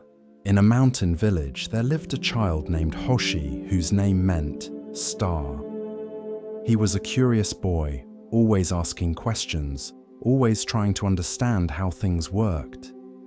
His parents admired his inquisitive mind and encouraged his questions. One clear night, Hoshi lay on his back looking at the sky full of stars. They were so numerous, so bright in the mountain air, so beautiful. As he looked, a question formed in his mind. How many stars are there? He decided to count them. He began with the stars directly overhead, assigning each one a number. 1, 2, 3, 4. By the time he reached 30, he had already lost track of which ones he had counted and which he hadn't. He tried to organize them into groups, into patterns, but the more he tried to count, the less he could simply see them. His grandfather came out and found Hoshi staring at the sky with an intense, frustrated expression. "What are you doing, little star?" his grandfather asked, using the family nickname. "I'm trying to count the stars," Hoshi replied, not taking his eyes from the sky. "But they keep moving. Or maybe my eyes are moving. I can't keep track. How can I count them if they won't stay still?" His grandfather sat down beside him. "Why are you counting them?" "Because I want to know how many there are." "And if you knew how many there were, what would change?" Hoshi thought about this. "I would know. I would understand." "Would you?" His grandfather laid back on the grass beside him. "Tell me, before you started counting, when you were just looking at the stars, what did you feel?" Hoshi remembered. "I felt wonder. They were so beautiful. I felt small, but also somehow connected to them, like they were very far away, but also touching me with their light." "And now? While you're counting?" "Now I feel frustrated, confused. I keep losing count. The beauty is still there, but I'm not seeing it anymore. I'm just seeing numbers." His grandfather was quiet for a while, letting Hoshi sit with his own observation. Finally, he said, "Not everything is meant to be counted, measured, or understood. Some things are meant to be experienced. The stars don't care how many of them there are. They just shine. And you can either spend your time trying to number them, or you can receive their light." "But don't you want to know?" Hoshi asked. "Don't you want to understand?" "I know the stars are beautiful," his grandfather replied. "I know they've been shining since before humans existed and will shine after we're gone. I know that their light traveled vast distances to reach my eyes. I know that looking at them makes something in my chest feel open and quiet. Those are the things worth knowing. How many there are? That's a question that turns the sky into a math problem." Hoshi stopped counting and just looked. His grandfather was right. The moment he stopped trying to number the stars, he could see them again. Really see them. The way they shimmered, the way some were bright and others faint, the way they formed patterns that his ancestors had named, the way they made the night less dark. "Everything you count or measure," his grandfather continued, "you transform from an experience into data. Data is useful for some things, but it can never capture what it feels like to lie on your back and watch stars shine. It can never measure wonder. It can never quantify the feeling in your chest when beauty takes your breath away." A shooting star streaked across the sky. Hoshi gasped with delight, and his grandfather smiled. "If you had been counting at that moment," his grandfather said, "you might have missed it.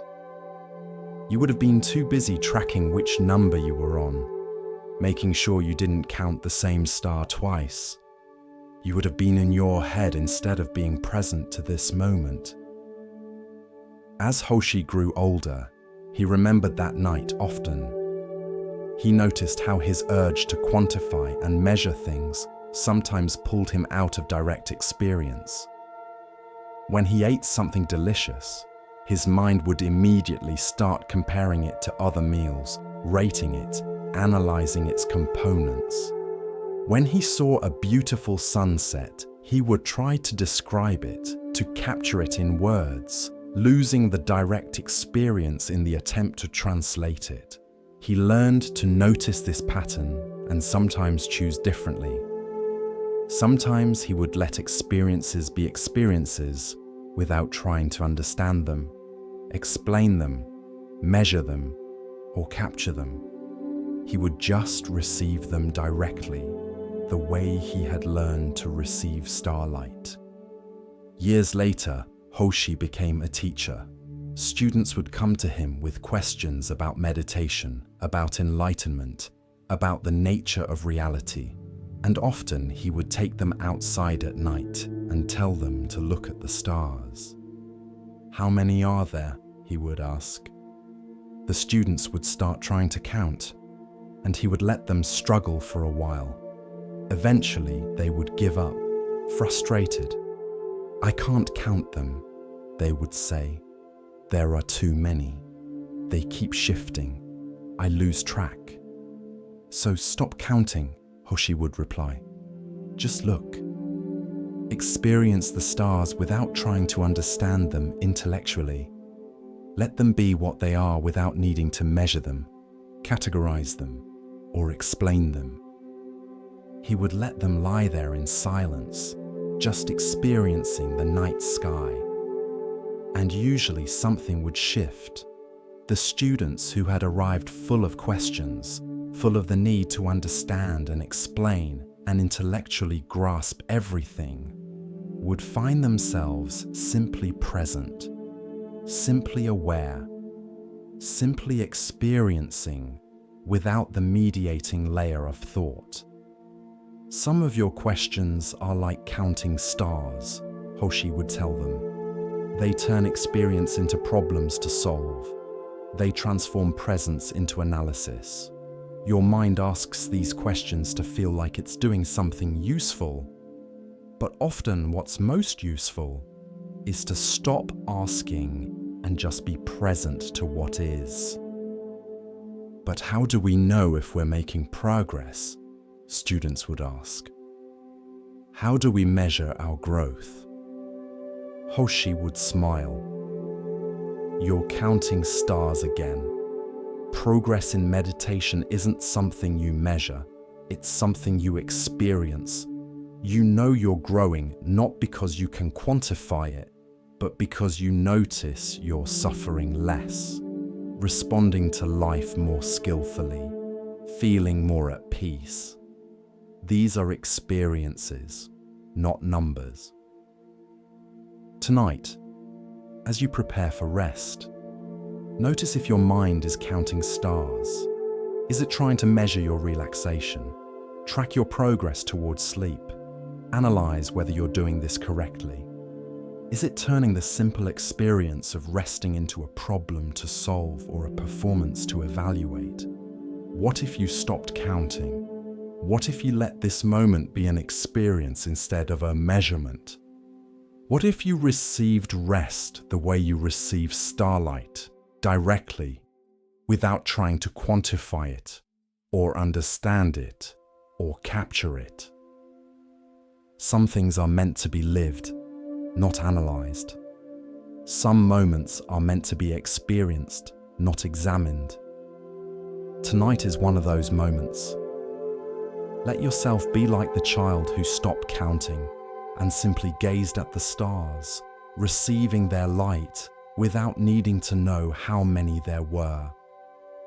That's enough. You're enough. This moment is enough. No counting necessary.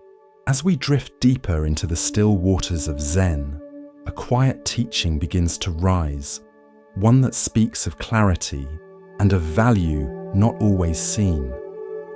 Listen gently now. The next story begins. There was a monk named Ryusei who lived simply in a small temple at the edge of a town. He owned very little, just what was necessary for his practice and daily life.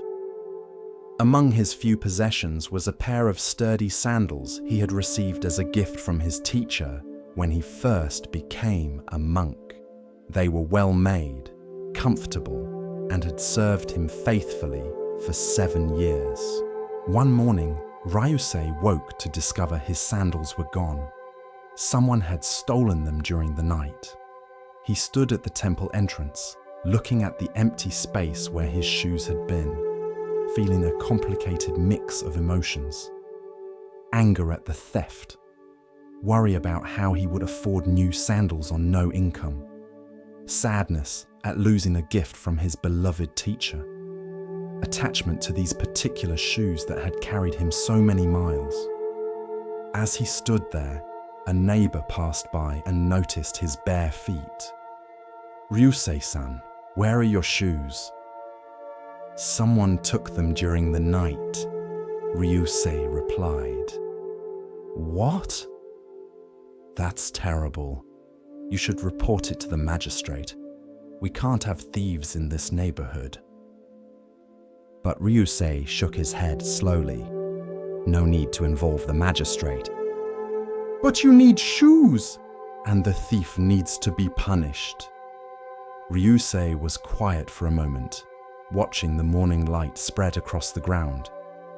Then he said something that puzzled the neighbor. "I hope they fit him well." The night was cold. Perhaps his need for shoes was greater than mine. The neighbor went away confused, but Ryusei meant what he said. As he sat with his initial reactions of anger and loss, he began to examine them more carefully. Why was he so upset? Because someone had taken something that belonged to him. But had it really belonged to him? He hadn't made the sandals himself. They had been given to him by his teacher, who had received them from someone else, who had purchased them from a craftsman who made them from materials that came from plants and animals, which came from the earth. At what point in this chain had the sandals become his? He had been using them, yes, they had been in his possession. But possession is temporary, always. Whether stolen, worn out, or outlived by his own death, those sandals were never going to be his permanently. They were just passing through his life for a time, and now they had passed on to someone else. This understanding brought a strange peace. Instead of focusing on what he had lost, Ryusei found himself thinking about the person who had taken the shoes. What desperation drives someone to steal shoes from a poor monk? What circumstances had brought them to this temple in the middle of the night, in need of footwear? Ryusei spent the day walking barefoot, which he hadn't done since childhood. He noticed things he never noticed while wearing shoes. The texture of different surfaces beneath his feet.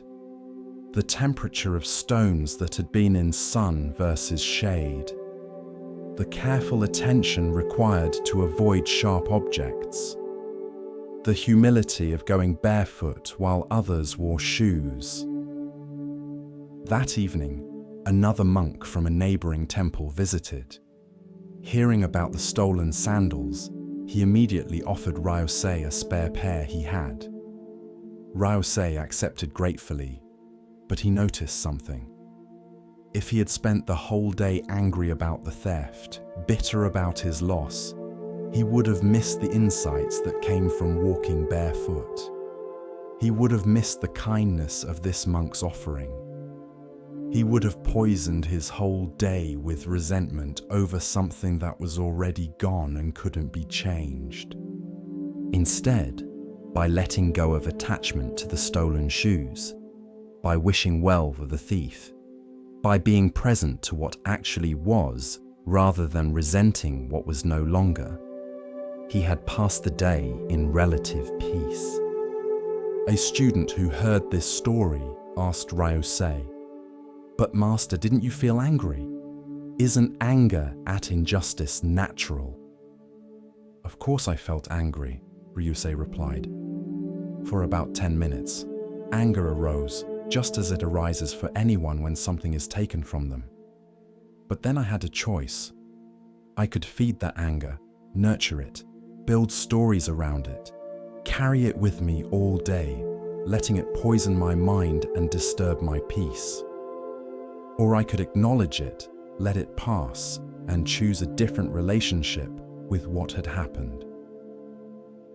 "But the thief should be punished," the student insisted. "What he did was wrong." "Perhaps he will be punished by his own conscience," Ryusei said. "Perhaps he is punished already by whatever circumstances drove him to steal from a poor monk. But whether he is punished or not is not my concern. My concern is whether I will punish myself by holding resentment or free myself by letting go." He looked at his new sandals, the gift from his fellow monk. "These shoes came to me because those shoes left me. If I had been so attached to the old shoes that I refused to accept new ones, I would still be barefoot."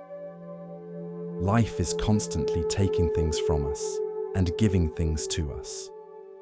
We suffer when we cling too tightly to what's being taken, and when we refuse to receive what's being offered. The student was quiet, thinking about this teaching. Finally, he asked, "So you're saying we shouldn't care about our possessions? We should just let people take whatever they want?" "I'm saying we should hold our possessions lightly," Ryusei replied. "Use them while we have them, appreciate them, but know that we never truly own anything. Everything we think we possess is just temporarily in our care. When it leaves us, whether through loss or theft or natural decay, we can let it go without adding the suffering of clinging to the simple fact of its absence." He smiled, remembering the cold night when his shoes were taken. "That thief taught me something valuable. He showed me how attached I was to those sandals, how much of my sense of security was tied to possessions. He gave me an opportunity to practice letting go. In a way, though it wasn't his intention, he gave me a gift even as he took something from me." Years later, Ryusei would tell people, "The shoes I lost mattered less than what I learned by losing them. The thief took my sandals, but gave me a teaching about non-attachment. Most of what we think we own, we don't. Most of what we think we need, we don't. And most of what we think would destroy us to lose, we can actually live without quite peacefully." Tonight, as you rest, you might consider what you're holding too tightly. What possessions, what relationships, what ideas, what version of yourself are you clinging to, fearing their loss? What if you held these things the way Ryusei learned to hold his sandals? With appreciation while they're present, with acceptance when they leave. Nothing you possess is truly yours to keep. Everything is temporary, passing through your life for a time. This doesn't mean you can't enjoy these things or care for them. It means you don't have to suffer when they inevitably pass on. Rest now in empty hands, knowing that holding loosely allows life to flow through your grasp. What needs to stay will stay. What needs to go will go. And you can be at peace either way, not because you don't care, but because you understand that ownership was always an illusion and loss was always inevitable. Let go tonight of everything you've been trying so hard to hold onto, and notice how light your hands feel when they're finally open. In a mountain monastery lived an old abbess named Ren, who kept in her private chamber an unusual mirror. The mirror was ancient, its surface darkened and worn until it reflected almost nothing. Visitors who saw it would often remark on its uselessness. "Your mirror shows nothing," they would say. "Why keep it? Get a new one that actually works." But Ren treasured this mirror and looked into it every morning. "It shows me exactly what I need to see," she would reply, though she never explained what she meant. One day, a vain young woman named Ayame came to the monastery seeking spiritual guidance. She was beautiful and knew it, spending hours each day on her appearance, constantly checking her reflection in every available surface. Her identity was completely wrapped up in her looks. During her first meeting with Ren, Ayame couldn't stop glancing at the darkened mirror, trying to catch a glimpse of herself. But the mirror showed nothing, just a dark, murky surface with barely a hint of reflection. "Your mirror is broken," Ayame said with annoyance. "Don't you want to see yourself?" "I see myself perfectly well in this mirror," Ren replied. "What do you see?" "Nothing. It's too dark." "Exactly," Ren said, and smiled. Ayame didn't understand, but as the days passed and she continued her stay at the monastery, she found herself repeatedly drawn to Ren's useless mirror. She would stand before it, searching for her reflection, finding almost nothing. It was deeply unsettling. Every other mirror showed her who she was, or at least showed her what she looked like. This mirror showed nothing. After a week, Ayame mentioned her frustration to Ren. "I hate your mirror. I keep looking into it hoping to see myself, but there's nothing there." "And what does that nothing teach you?" Ren asked. "That the mirror is broken." "Or that you're looking for the wrong thing," Ren suggested. "Every mirror you've ever looked into has shown you your face, your hair, your features. You've spent years studying that reflection, knowing exactly what you look like. My mirror can't show you that, so it forces you to consider, if you can't see your face, what else might you see? If appearance isn't available, what remains?" Ayame thought about this. When she looked into normal mirrors, she saw features she judged: eyes too small, nose too sharp, skin not smooth enough. She saw an image she tried to perfect, control, improve. The looking was never really seeing. It was evaluating, criticizing, trying to manage how others would perceive her. But in Ren's dark mirror, there was nothing to evaluate, no features to judge, no appearance to control. Just dark surface and, if she looked very carefully, the barest hint of a form. Not details, just presence. "What do you see when you look in your mirror?" Ayame asked Ren. "Nothing that can be improved or criticized," Ren replied.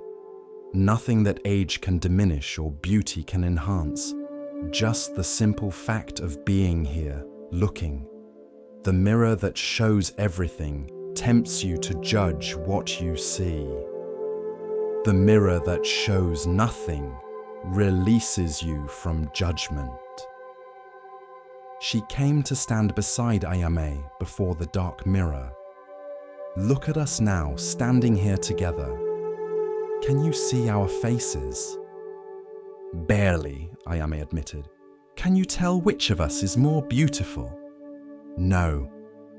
Can you see our ages, our features, the details that usually define us? No. Then we stand equal before this mirror, Ren said. Not as beautiful or plain, young or old, but simply as two beings, present in this moment.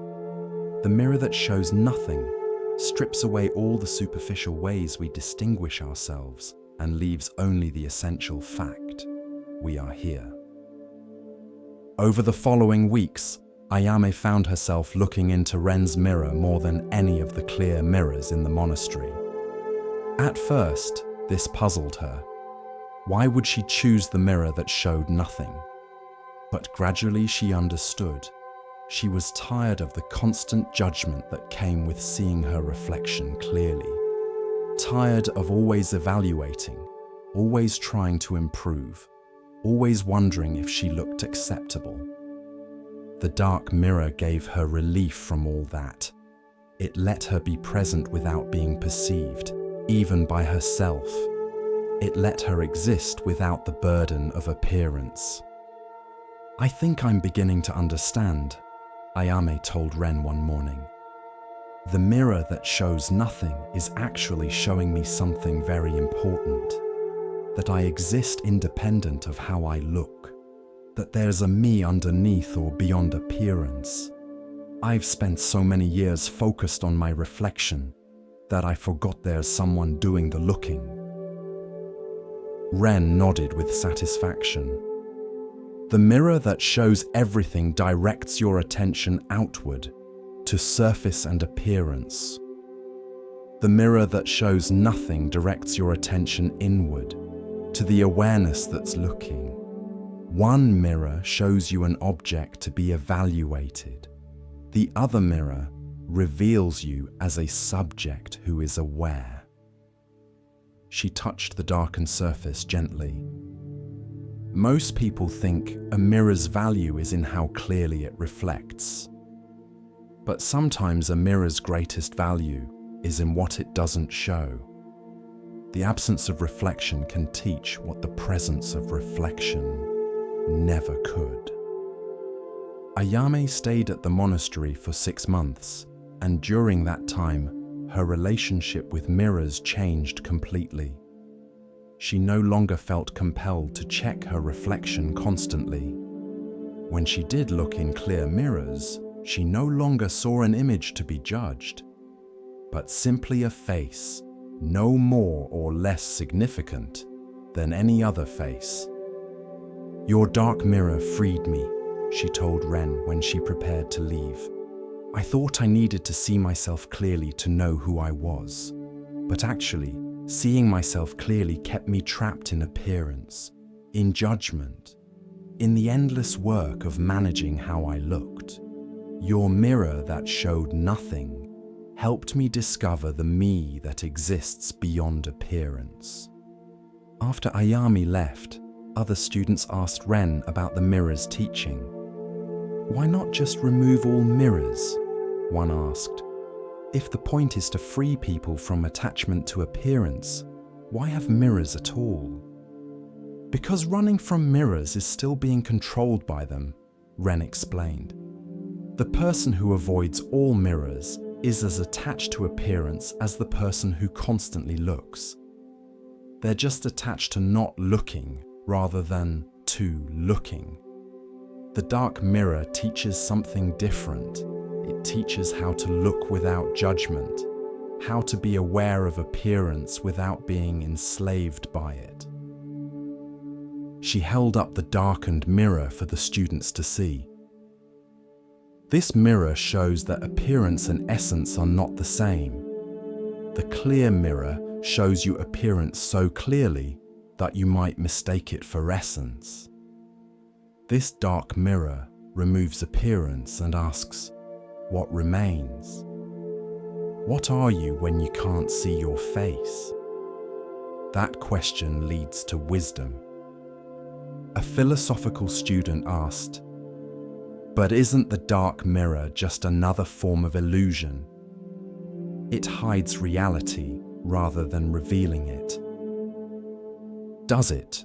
Ren replied. The clear mirror shows you how light reflects off your features at this particular moment from this particular angle. Is that reality? Or is that also just one kind of information, one kind of seeing? The dark mirror shows you something the clear mirror can't. Your existence independent of your reflection. Both mirrors have their uses. The question is whether you're wise enough to learn from each what it has to teach. Years later, when Ren was dying, she gave the darkened mirror to her successor with specific instructions. Keep this mirror, even though students will mock it, even though visitors will offer to replace it. This mirror teaches what cannot be taught in words, that sometimes absence reveals more than presence, that sometimes nothing shows more than everything, that sometimes the greatest wisdom comes from what we cannot see rather than from what we can. Tonight, as you rest, you might imagine looking into a mirror that shows nothing, not because the mirror is broken, but because it's teaching you something that clear mirrors never could. Without your reflection to evaluate and judge, what remains? Without your appearance to manage and improve, who are you? The mirror that shows nothing is inviting you to meet yourself beyond surface, beyond image, beyond all the ways you've learned to see yourself through others' eyes.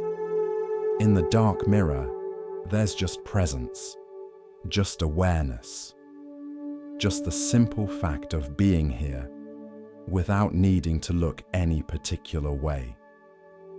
Rest now in the dark mirror's teaching. Let yourself be unseen, unreflected, undefined by appearance.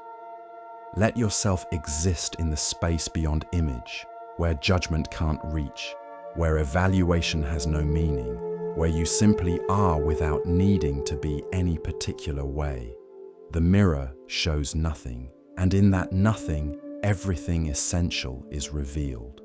Sleep in that revelation tonight. With each breath, we continue our journey through the wisdom of Zen, where the smallest stone may hold the greatest truth. Here starts the next story. There was a painter named Hiro who specialized in landscapes, particularly sunsets. He would travel to scenic locations, set up his easel, and capture the magnificent colors of the evening sky. His paintings were admired and purchased by wealthy collectors throughout the region, but Hiro harbored a secret anxiety. He worried that beauty only existed when someone was there to witness it. If a sunset occurred and no one saw it, was it still beautiful? If a mountain stood in perfect light, but no human eye appreciated it, did that beauty mean anything? This philosophical worry grew into an obsession. Hiro began to feel that his purpose as an artist was essential, that without him and others like him to witness and record beauty, that beauty was somehow wasted, meaningless, lost. He expressed this concern to a Zen monk named Daigu, who lived near one of Hiro's favorite painting locations. If I didn't come here to paint these sunsets, they would just happen and disappear with no one to appreciate them. Doesn't that seem like a waste? Daigu looked at Hiro with gentle amusement. Let me ask you something. Before humans existed, before there were any conscious beings to witness them, did sunsets occur? Yes, I suppose so. And were they beautiful? How could they be beautiful if there was no one to see them? Ah, Daigu said. So you believe beauty is created by the observer rather than existing in the observed? This question troubled Hiro. He had always thought beauty was a quality inherent in things, But maybe he was wrong. Maybe beauty was just a human interpretation, a meaning we project onto neutral phenomena. Daigu continued, "Tonight, stay at my temple. In the morning, before dawn, I'll show you something." That night, Hiro could barely sleep, wondering what the monk would show him. Before sunrise, Daigu woke him and led him to a secluded valley far from any human habitation. "We're going to leave now," Daigu said, "and we're not going to look back. This evening, the sunset will occur here, with no human to witness it. According to your theory, that sunset will not be beautiful because there's no one to appreciate it." "But how will we know?" Hiro asked. "Exactly," Daigu smiled. "How will we know? And does not knowing change anything about what actually happens?" They left the valley and returned to the temple. All day, Hiro thought about the sunset occurring in that empty valley. The sky is going through its evening transformation with no human eye to see it. Colors blooming and fading with no one to call them beautiful. That evening, sitting with Daigu as the sun set over the temple, Hiro said, "Right now, in that valley, the sunset is happening. And it's the same sky, the same light, the same colors as here. The only difference is, we're not there to see it." "And?" Daigu prompted. "And I realize my presence doesn't create the beauty. It just allows me to participate in it. The sunset doesn't need me to witness it to be what it is. My witnessing is a gift I receive, not a gift I give to the sunset." Daigu nodded. "The mountains were beautiful before humans arrived and will be beautiful after humans are gone. The sunset performs its daily miracle whether anyone watches or not. Beauty is not dependent on observers. It exists. Our observation of it is our privilege, not our creation or our responsibility." This understanding transformed Hiro's relationship with his art. He had been painting with a sense of urgent mission, as if he needed to capture and preserve beauty before it was lost to obscurity. Now, he painted with gratitude, recognizing that he was participating in beauty, not rescuing it. His paintings changed. They became less about controlling and capturing, and more about celebrating and sharing. Critics said his later work had a quality of joy that his earlier, technically superior work had lacked. One student asked Hiro, "If beauty exists without observers, why paint at all? Why bother witnessing it?" "Because witnessing is a joy," Hiro replied, "not a duty. I don't paint because the sunset needs me. I paint because I need the sunset. Being present to beauty enriches me. Sharing that experience with others through my paintings is a gift I offer. But the beauty itself doesn't depend on my offering. It simply is." He told the student about the sunset in the empty valley. "Somewhere right now, a magnificent sunset is occurring that no human will ever see. No photograph will capture it. No painting will record it. It will happen and end and be gone forever from human knowledge. And that's perfect. That sunset doesn't exist for us. It exists because the earth turns and light bends and atmosphere scatters color. We're fortunate when we get to witness it, but our witnessing isn't required." This lesson extended beyond sunsets to everything in Hiro's life. He realized he'd been placing himself at the center of existence, as if things needed him to matter. But actually, everything had its own existence, its own worth, independent of his awareness or appreciation. The tree in his garden was a tree whether he noticed it or not. The bird singing in the morning was completing its nature whether he heard it or not. The stars were shining whether he looked up at them or not. His presence as an observer was optional, not essential. Everything existed quite fully without him. This could feel depressing, he told Daegu later. Realizing that I'm not essential, that everything would continue without me. Or it could feel liberating, Daegu replied. You don't have to carry the burden of making things matter. They already matter.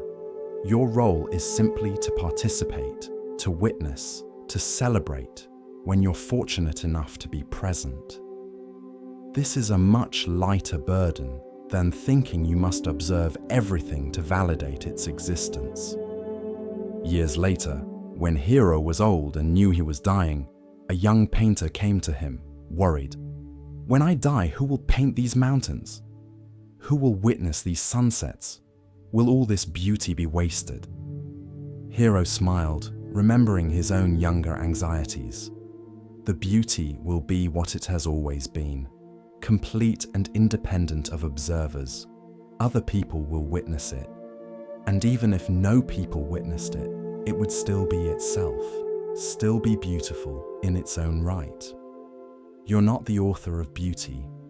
You're just a fortunate participant in it. Paint while you can, witness what you're able to, and rest easy knowing that beauty doesn't depend on you to exist. Tonight, as you rest, you might find relief in this teaching. The world doesn't need you to be constantly observing, appreciating, and validating it for it to have worth. Your life has value. Your presence matters, but not because everything depends on you. Rather, because you get to participate in existence, to witness beauty, to experience being alive. This moment, right now, is happening whether you're paying attention or not. The universe is unfolding whether you're conscious of it or not. You can rest completely, releasing all concern that you need to be witnessing and validating and appreciating every moment. Some moments will happen without you. Some beauty will bloom and fade unseen. And that's perfect. That's how it should be.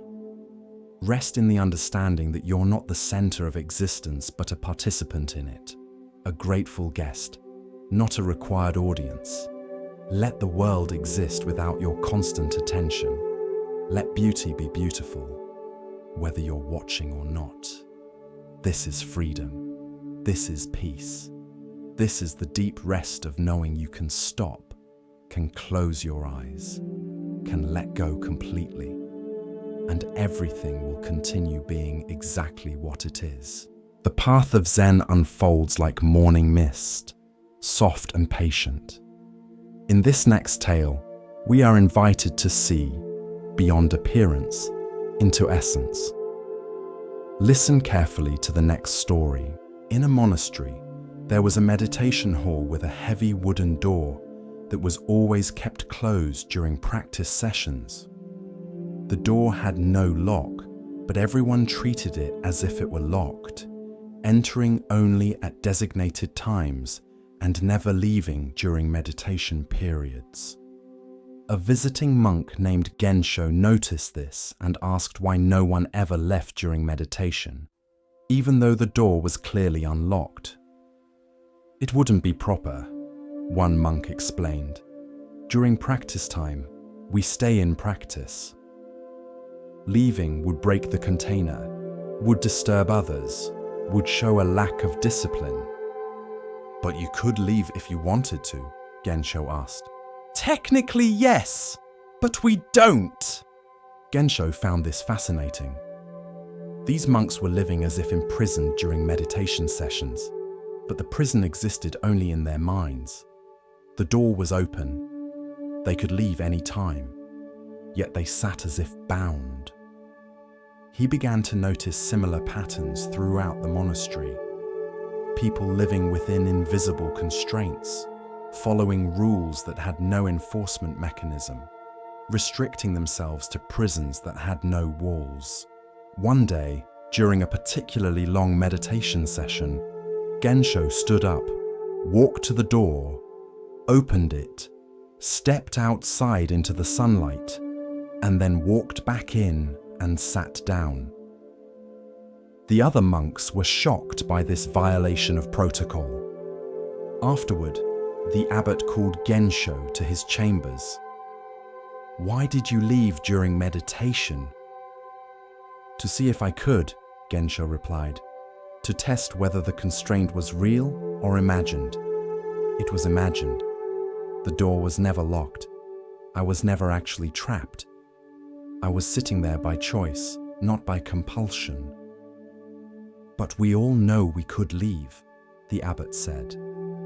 "The point is that we choose not to." "Do you really know that?" Gensho asked. "Or have you assumed for so long that you shouldn't leave that you've forgotten you have a choice?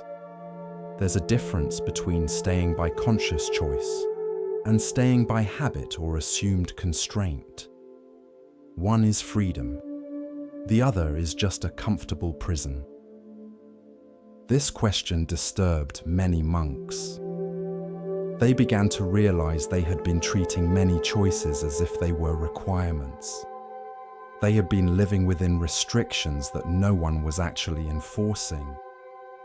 They had imprisoned themselves with beliefs about what they should or shouldn't do. The abbot considered Gensho's point carefully. "You're right," he admitted. "We've been treating the open door as if it were locked. We've been prisoners of our own assumptions. But what do we do with this awareness?" "First, acknowledge it," Gensho said. "See clearly that most of your constraints are chosen, not imposed. Then decide consciously, which constraints serve you? Which do you want to keep? And which are you maintaining out of habit or fear, not because they actually help you?" He gestured toward the meditation hall. "That door has always been open, but if you never test that, if you never actually check whether you could leave, then you're living as if imprisoned, even though you're free. True freedom begins with recognizing which prisons are real and which are imagined." Over the following weeks, the atmosphere in the monastery changed. Monks began questioning which rules actually served their practice and which they followed out of mere habit. They discovered they had internalized many restrictions that had no actual external enforcement. One monk realized he had been afraid to speak his honest opinions for years, not because speaking was forbidden, but because he had decided early on that it was safer to stay quiet. No one had actually silenced him. He had silenced himself. Another monk discovered he had been avoiding certain foods, not because of any monastic rule, but because he had once been told they were inappropriate for monks, and he had never questioned this. The restriction existed only in his belief. A third monk realized he had been limiting his meditation practice to certain times and places, not because practice was restricted to those times, but because he had created a mental rule about when and where meditation counted. "We've been living in prisons of our own making," one monk said during a group discussion. "The doors were open all along. We just never tried to walk through them." Gensho nodded. "Most people live this way. They believe they're trapped in circumstances, jobs, relationships, and patterns of behavior. They believe they have no choice. But often, if they examined closely, they'd discover the constraints are their own beliefs, not external reality. The door was never locked." The abbot asked, "But doesn't this lead to chaos?" If everyone starts leaving meditation sessions whenever they want, ignoring the schedule, doing what they please, doesn't the structure fall apart? Possibly, Gensho agreed. But structure maintained through unconscious compliance isn't real structure. It's just a habit pretending to be discipline. True structure comes from conscious choice. When people choose to stay, not because they believe they must, but because they genuinely want to, that's authentic practice. When they stay simply because they never questioned whether they could leave, that's just imprisonment with no walls. He looked around at the gathered monks. I'm not suggesting you abandon all structure or discipline. I'm suggesting you own your choices. Recognize that you're staying because you choose to, not because you have to.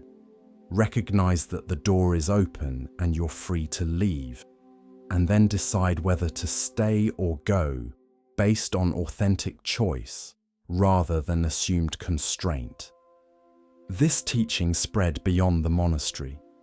People in the nearby town heard about the open door and began examining their own lives. How many constraints were they living under that existed only in their minds? How many prisons had they created for themselves? A woman realized she had been staying in an unhappy marriage not because of any real obstacle to leaving, but because of stories she told herself about what leaving would mean. When she examined these stories, she found they were beliefs, not facts. The door had always been open. A man discovered he had been working at a job he hated for years, believing he had no choice, that his family responsibilities required it. When he looked honestly, he found there were other options he had never seriously considered because he had assumed from the beginning that he was trapped. An elderly person recognized that many of the limitations they experienced weren't from age or circumstance, but from beliefs about what old people could or couldn't do. The constraints were largely self-imposed. The teaching of the open door, people began to say, is that most prisons are mental. We're free more often than we realize. The question isn't whether we can leave, but whether we've been living as if we can't. Years later, the monastery still practiced meditation with a closed door during sessions. But now there was a different quality to it. Everyone knew the door was unlocked. Everyone knew they could leave any time they chose. They stayed not from obligation or assumed constraint, but from authentic choice. The practice deepened because people were choosing it freely, rather than submitting to it from habit or fear. Gensho's simple act of walking out and back in had freed an entire community from invisible prisons. Not by tearing down structure, but by revealing that structure maintained by genuine choice is stronger than structure maintained by unconscious compliance. Tonight, as you rest, you might examine the doors in your own life. Which ones do you believe are locked? Which constraints do you accept as unchangeable? What prisons are you living in that exist only in your beliefs? The door has always been open. You've always been freer than you realized. The constraints that feel so solid are often just habits of thought, beliefs you've never questioned, stories you've told yourself for so long that you mistake them for truth. You're not as trapped as you think. You have more choices than you've acknowledged. The prison is mostly mental, and mental prisons can be walked out of the moment you realize the door was never actually locked. This doesn't mean every choice is easy or without consequences, but it means you're choosing even when you believe you have no choice. And recognizing that you're choosing is the beginning of real freedom. Rest now in the understanding that you're freer than you knew. The door is open. It's always been open. You can stay or go based on authentic choice, not on assumed necessity. This recognition doesn't require you to change anything external. It just requires you to see clearly. The constraints you live under are more permeable than you thought. You've had more freedom all along. You just haven't been exercising it. Sleep now as a free person, aware that tomorrow you can walk through any open door you choose, or stay where you are by genuine choice, rather than imagined imprisonment. The freedom was always yours. Now you know it. In the hush of understanding, Zen offers us another glimpse of what it means to recognize worth not by weight or shine, but by presence. Here starts the next story. In a village known throughout the region for its ceramics, there lived a potter named Fumiko, who had inherited her father's workshop and his reputation for perfection.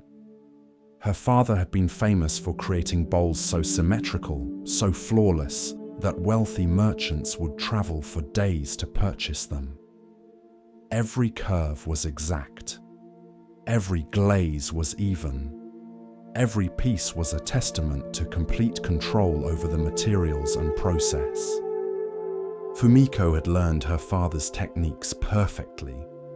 She could throw a bowl on the wheel with such precision that it seemed made by compass and ruler rather than human hands. She could apply glazes so evenly that no variation of color disturbed the surface. Her work was impeccable, and her success reflected that. Orders came from nobles and temples. Her workshop prospered. But Fumiko herself was miserable. Each piece she created felt lifeless to her, though she couldn't explain why. They were beautiful, yes, perfect, certainly, but holding one of her bowls felt like holding a cold stone. There was no warmth in them, no personality, no soul. They were technically masterful, but somehow empty. She tried to push these feelings away. After all, people praised her work constantly. They paid premium prices. They displayed her bowls in places of honor. Who was she to feel dissatisfied when she had achieved everything her father had taught her to achieve? One autumn, a traveling monk stopped at Fumiko's workshop. He was old, his robes worn but clean, his face weathered by years of walking mountain paths. He asked if he might trade a blessing for a simple bowl to carry his daily rice. Fumiko, who gave generously to monks, brought out one of her perfect bowls. "Please, take this. It's my gift." The monk held it, turning it slowly in his hands. His face was unreadable. "Is something wrong?" Fumiko asked. "It's very beautiful," the monk said carefully. "Very perfect." But where is the potter in this bowl? I see perfection, but I don't see you." Fumiko felt something crack open inside her chest. This stranger had spoken aloud the very thing she had been feeling but couldn't name. "I don't understand," she said. Though she did. She absolutely did. The monk set down the perfect bowl and pulled from his bag an old tea bowl he carried. It was rough, clearly handmade, with an uneven rim and a glaze that had run in unexpected ways during firing. There was a spot where the potter's thumb had pressed into the soft clay, leaving a permanent impression. The bowl was crooked, sitting unevenly when placed on the table. "This bowl," the monk said, "was made by a potter who had nothing to prove. Look here." He pointed to the thumbprint. "I can see the exact moment when the clay was soft and the potter was human, and the two touched. This bowl tells me a story. It speaks of someone who was fully present while making it, not worried about perfection, just engaged with clay and water and fire. He lifted it to his lips, pretending to drink. When I use this bowl, I'm touching that potter's humanity. The imperfection is not a flaw, it's a signature. It's proof that a real person, with real hands, in a real moment, made this thing.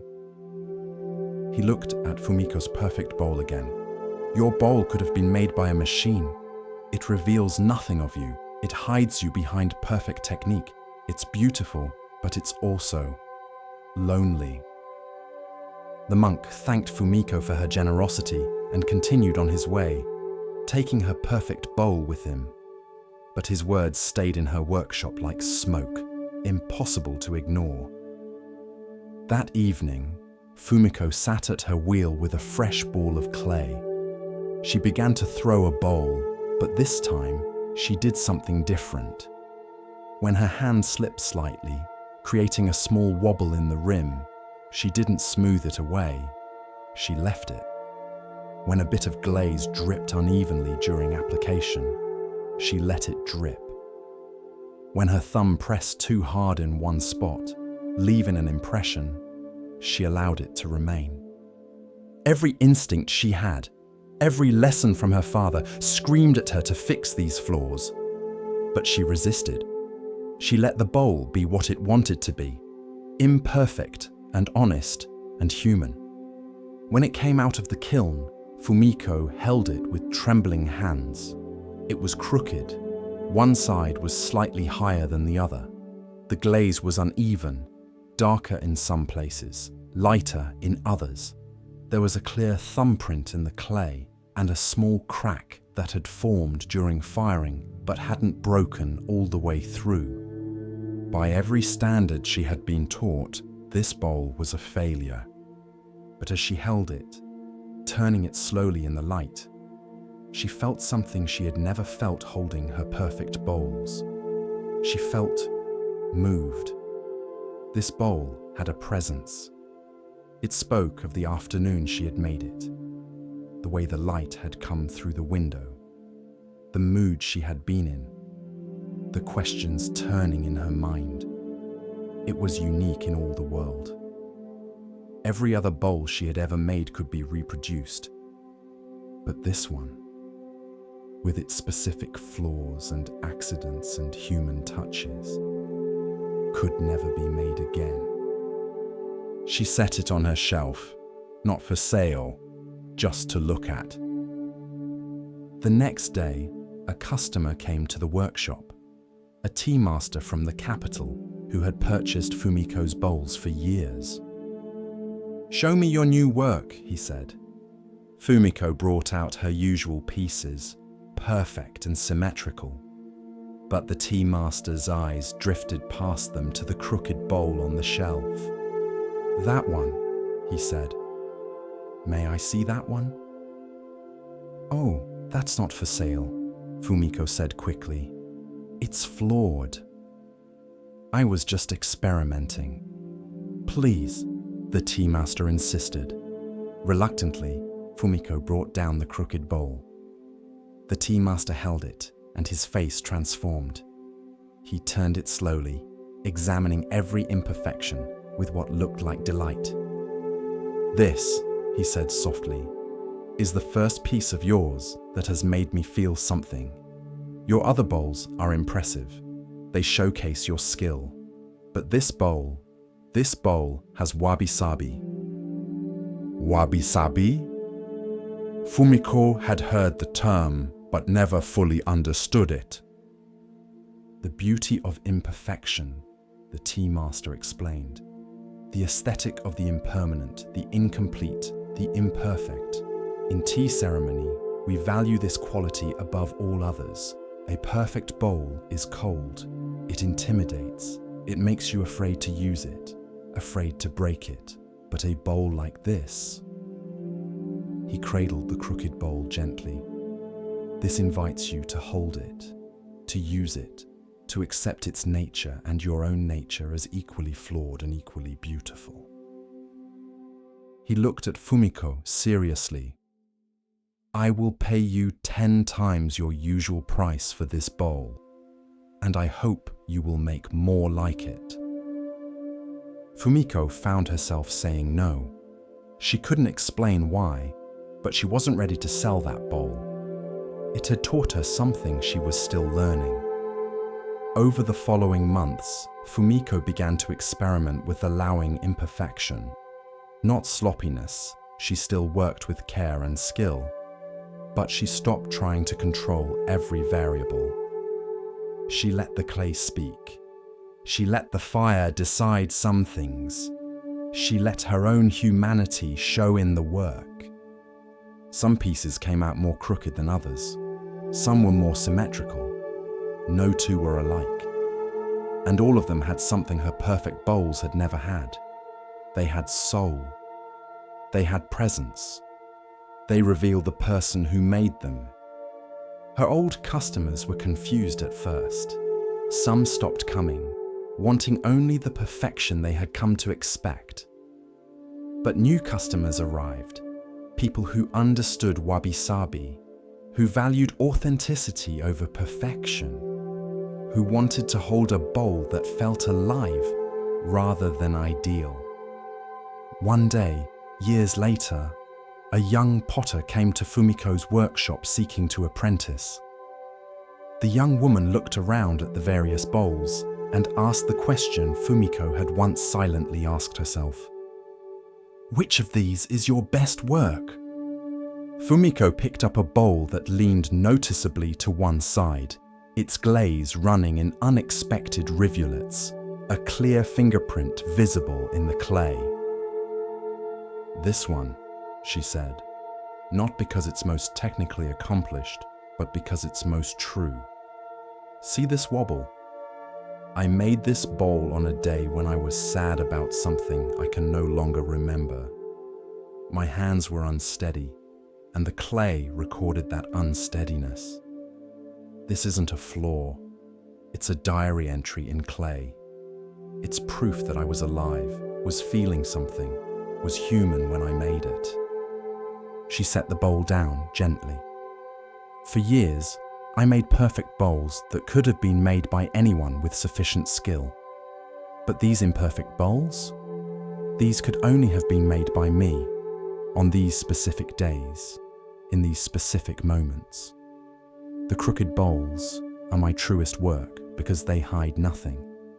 They reveal everything, my moods, my doubts, my humanity, and in doing so, they give others permission to accept their own imperfection too." The young potter picked up the crooked bowl, feeling its uneven weight, seeing her own reflection distorted in its irregular glaze. "So, you're saying," she began slowly, "that the goal isn't perfection?" "The goal is presence," Fumiko replied. "When you're trying to be perfect, you're not really there. You're thinking about what you should be doing, what the result should look like, whether you're succeeding or failing. But when you let go of perfection and just engage fully with the material, with the process, with the moment, that's when you make something real. That's when your work becomes art instead of just craft." She smiled, remembering her father's perfect bowls, understanding now why she had needed to move beyond them. Perfection is impressive, but imperfection is honest. And in the end, honesty is more beautiful than perfection could ever be. Tonight, as you rest, you might consider your own crooked bowls, the parts of yourself you've been trying to perfect, to fix, to hide. What if those imperfections aren't flaws to be corrected, but signatures to be accepted? What if the wobble in your voice, the unevenness of your journey, the visible marks of your struggles are not evidence of failure, but proof of authentic living? You are not a machine-made bowl, smooth and perfect and identical to 1,000 others. You are handmade, unique, bearing the clear imprint of everything you've experienced. Your imperfections tell your story. They make you irreplaceable. Rest now in your own crooked beauty. Let yourself be imperfect, incomplete, impermanent. Let yourself be human.